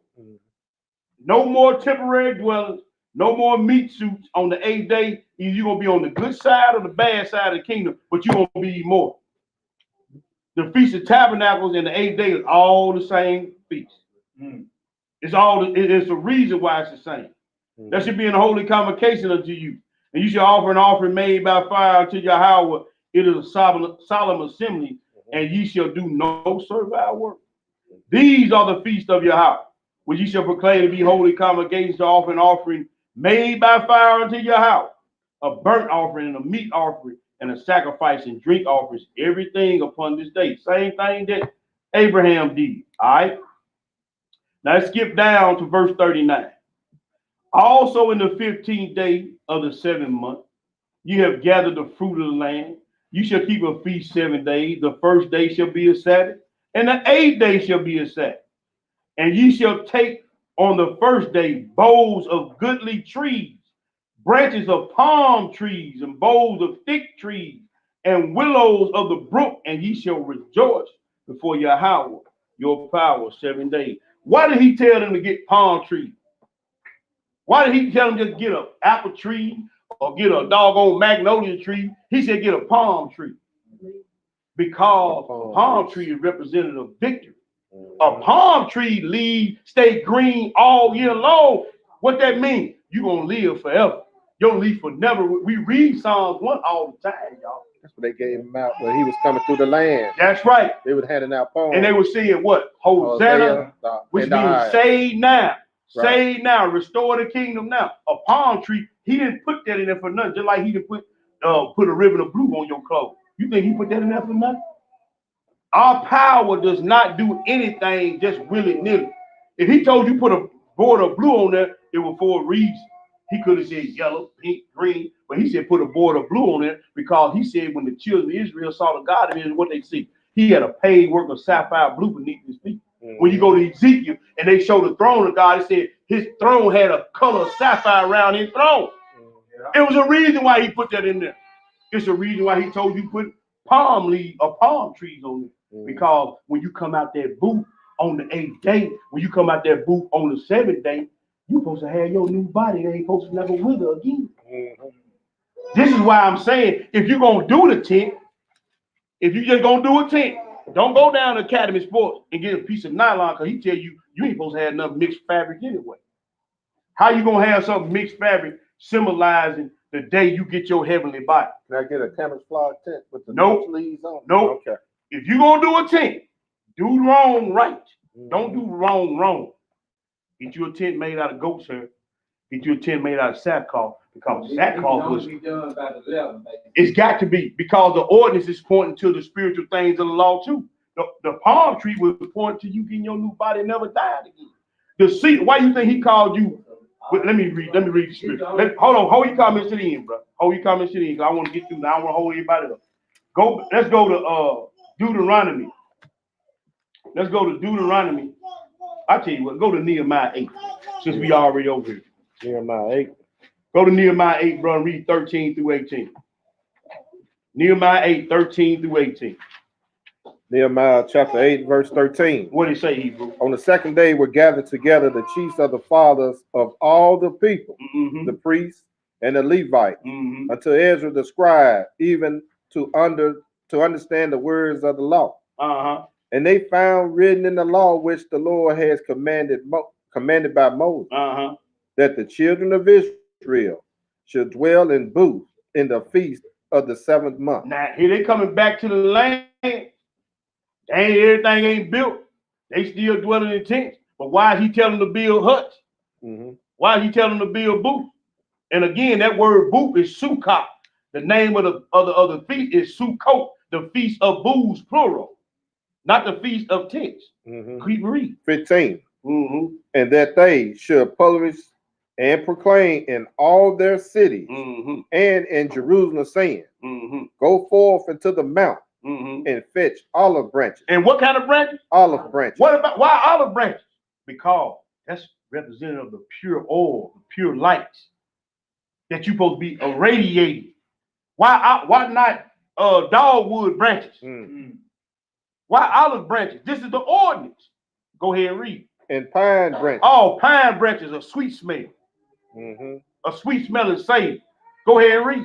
Myrtle branches. Myrtle branches. Oh, what's a myrtle branch? That's that little branch you see that in that little picture with the dove bringing that little myrtle olive branch back. Mm-hmm. Means peace. Go ahead and read. And palm branches. Palm branches again. And branches of thick trees. You know what that is? That's a cedar tree. That's why he called you the cedars of Lebanon. Dark, strong cedar tree. The house of God was made with cedar. We read that, didn't we? That's right. Dark and strong. Who was dark and strong? Who supposed to be dark and strong? Okay, then. Mm-hmm. So how are we going to get away from the ordinance? Mm-hmm. The ordinance is prophetic and spiritual. Continue to read, Hebrew. To make booths. To make what? Booths. No, man. As what? As it is written. Go ahead. So the people went forth and brought them and made themselves booths, everyone upon the roof of his house. Oh, okay. Keep read. And in the court. And keep read. And in the courts of the house of Yah. And the streets of the water gate. And the streets of the water gate. And the streets of the gate of Ephraim. Now he gave you what you're supposed to be doing today. Now, I'm going to ask the question again. This is a rhetorical question. I don't about to answer it because I already know the answer because I did my research. Who told y'all to start going out there doing it? Where did that tradition come from? It didn't come from here. I know where it came from because I did my research. It didn't come from here. Even I did some research on them so-called Jewish people over there. They don't do tents. So where did that come from? I know where it came from. Y'all do y'all research and find out. Continue to read, Hebrew. 17. And all the congregation of them that were come again out of captivity made booths and sat under the booth. For since the days of Yeshua, the son of Nun, until the days had not the children of Israel done so. Okay. Now let's read. I want to read two more scriptures, y'all. I'm gonna let y'all. Because I'm not gonna go through all this. I can go on for days on this. But let's read two more scriptures. Let's read Genesis 26 and 5. Well, give me three more scriptures, y'all. Genesis 26 and 5. Somebody, whoever get 26 and 5 first, somebody read it for me. I don't care who it is. Yep, 26 and 5. Read it for me. What did he say? Just 5, right? Yep, just 5. What did he say? Because that Abraham obeyed my voice and kept my charge, my commandments, my statutes, and my law. He did what? He kept my charge, commandments, statutes, and law. Okay, so the mitzvot, if you're going to keep the law, you got to keep it to the best of your ability. Right. Jubilees 21, man. Somebody get Jubilees 21, read 1 through 17. Then I got one more after this. What's there one more after that? Isaiah 61, we're going to read verses 1 and 3. Because these 12 types of trees that we've been reading about, or these trees we've been reading about, you can read the same thing in 4th Ezra. You can still read the same thing in the Testament of Levi about these certain. Why does he keep naming out these certain types of trees you got to use? Because there's a meaning behind everything that he put in this book. Every last thing, like the brother said, it's a lesson about the boards of the sanctuary. How many boards it was, how they was made, the covering that they had. It's a lesson about that. Read that, bro. What did he say? 21. 1 through 17. And in the 6th year of the 7th week of this Jubilee, Abraham called Isaac his son, and he commanded him, saying, I am old, and I do not know the day of my death, and I am filled with my days. Behold, I am 175 years old, and throughout all the days of my life I have been remembering the Lord, and sought with all my heart to do his will, and to walk uprightly in all his ways. I hated idols, and those who serve them I have rejected. And I have offered my heart and spirit so that I might be careful to do the will of the one. He said he might be careful to do the will. He said, I done put all my mind in this thing. So before we do anything, we need to put our whole mind and spirit and say, hey, man, what am I really doing? Is this correct? Go ahead. Come a little closer to the mic. So I know we still got quite a few people on. I'll make sure they hear you. It says, I hated idols, and those who serve them I rejected. And I have offered my heart and spirit so that I might be careful to do the will of the one who created me, because he is the living God. He is holy and faithful, and he is more righteous than all others. There is no accepting the persons with him or accepting the gifts, because he is a righteous God. That's right. And he is the one who executes judgment with all who transgress his commandments and despise his covenant. And you, my son, keep his commandments and ordinances and judgments. Keep his what? Ordinances and judgments. Keep his ordinances and judgments. Keep on reading. Do not follow pollutions of graven images or molten images, and do not eat any blood. Go ahead, brother. Or of beast or cattle or any bird which flies in heaven. And if you slaughter a sacrifice as an acceptable burnt offering of peace, slaughter it, but pour out his blood on the altar. Go ahead. And offer up all the fat of the burnt offering Mm-hmm. on the altar with fine flour. That's right. With oil, Mm-hmm. together with this libation. Go ahead. You will offer it together on the altar as a burnt offering, as a sweet aroma before the Lord. Go ahead. And the fat of the thanksgiving offering you will place upon the fire which is on the altar. What you gonna place on the fire? Keep going. It says you shall remove the fat which is on the belly. The best of, go ahead. All of the fat of the internal organs and the 2 kidneys. The best of, go ahead. All of the fat which is on them and on the thighs and the liver together with the kidney. The best of, continue to read. And you will offer all of this up as a sweet aroma which is acceptable before the Lord. Keep reading, Hebrew. With its fruit offering and its libation for a sweet odor. Mm-hmm. The bread of a burnt offering to the Lord. Mm-hmm. And eat its flesh on that day and in the second day. Go ahead. But do not let the sun of the second day set upon it until it is. So he's giving him how to keep this. He's giving him detailed information. He's gonna give him some more detailed information about how you gonna burn it. Keep on going. And do not let it remain until the third day, because it will not be acceptable since it was not chosen. And by the way, people that say we ain't got no oral tradition, you reading it right now, but go ahead and read. Therefore, it will not be eaten, and all of those who eat it will raise up sin against themselves. See? Go ahead and read, bro. Because thus I have found written in the books of my forefathers, and in the words of Enoch, and in the words of Noah, you shall put salt in all your offerings. I wonder why you got to put salt in there. Everything got to be seasoned with the books of the law. Everything. Go ahead and read, brother. And you shall not omit the salt of the covenant from any of your offerings. The salt of the covenant. What's the covenant? 10 Commandments, right, in the books of the law. So all the orders got to be kept. Go ahead and read, bro. And take caution with the wood of the offering. Oh, so take caution with the wood, the types of wood you use. So take caution of what you're doing on the Feast of Booths. If you got to take caution with the types of wood that you use, you got to take caution to everything you do when you try to keep this law. Because he down to the salt and the seasoning and the types of wood that you can use. He getting real specific. Go ahead and read, brother. And take caution with the wood of the offering that you do not bring wood for the offering except for these: cypress, bay, almond, fir, pine, cedar, juniper, fig, olive, myrtle, laurel, ash, phalathos. That's how many is that? That's 12. Yeah, 12. That's 12. Yeah. Why did he just told you which you wood to use. Then he told you how many types of wood. 12. And like I said, you can go read that same thing over in 4th Ezra and in the Testament of Levi. What was that verse? 12. He was in Jubilees 21. Okay. And what verse was that, TJ? That was 12. Okay. Now he told you use 12 types of wood in verse 12.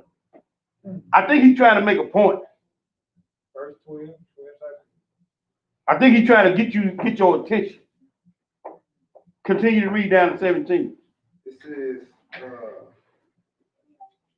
says, but place some of these trees under the burnt offering on the altar with their appearance tested. And you will not place any split or dark wood, but wood strong and pure. So the wood couldn't even have no blemish. Just like you ain't supposed to have no blemish on the 8th day. That's right. You ain't supposed to have no blemish by then. If you still got a blemish on the 8th day, we know where you're going. Go ahead and read. But wood strong and pure, which has no spots, perfect and new growth. And you will not place old wood there, because its aroma has gone out. Because there is not therefore an aroma upon it as before. Right. Except for these trees, there is none other that you will put on the altar. Don't try to do this thing your way. If you ain't got these trees, you might want to abstain. If you can't do it like I tell you to do, you might want to not do it. You understand what I'm saying? Instead of doing what the traditions of men are or what you think is right, you might want to abstain from that. when you offering up a sacrifice, because everything's surrounded by the feast and the feast day. You might want to check that. That's enough of that, TJ.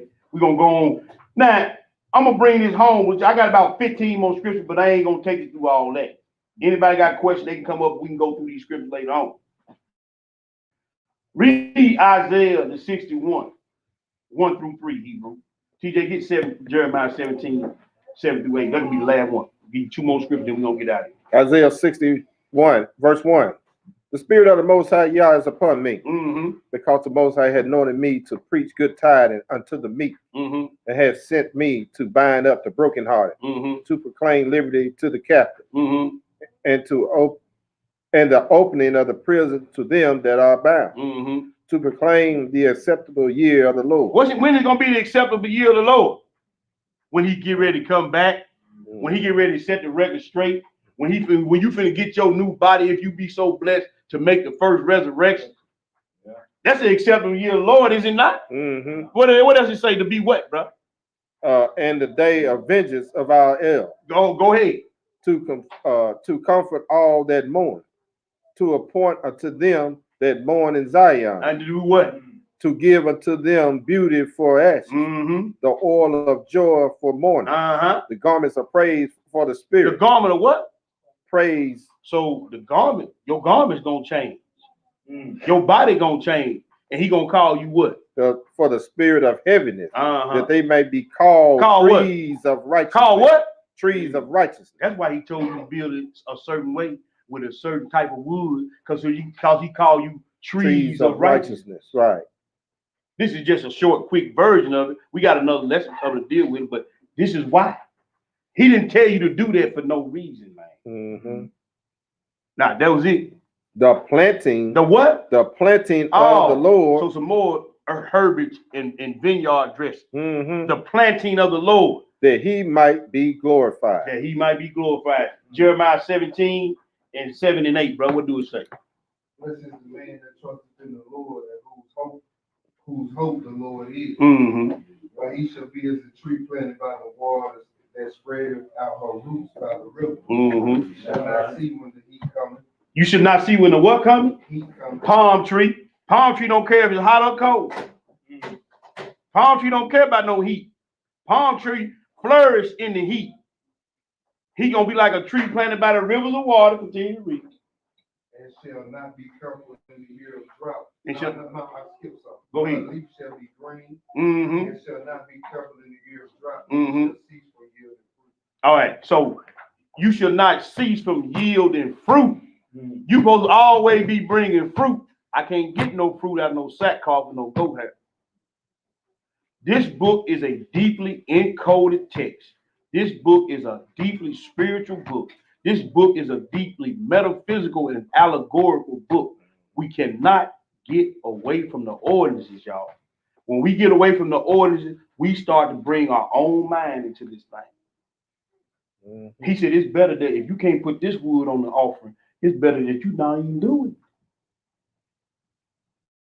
Now, this is just a little bit of what I had planned to talk to y'all about. It's up to y'all now to do what y'all want to do, how y'all want to do it. The love's still going to be here. We still going to be brothers and sisters. But as one of the leaders, I got to bring it out because I can't lay my head on the pillow because he said that the watchman see if a soul will come. And we ain't got into the spiritual part. No, that was just a little bit of it. That was just a little bit of it. I tried to appeal to your practical knowledge. I tried to show you the spiritual, the metaphysical, and the law in the ordinance, a law within the law to tell you how to keep the law. That's what I tried to show you in that little time. So if anybody got any questions on that, y'all coming back to class, but I want to be respectful of everybody's time. If you ain't got nothing else, brother, I'm done.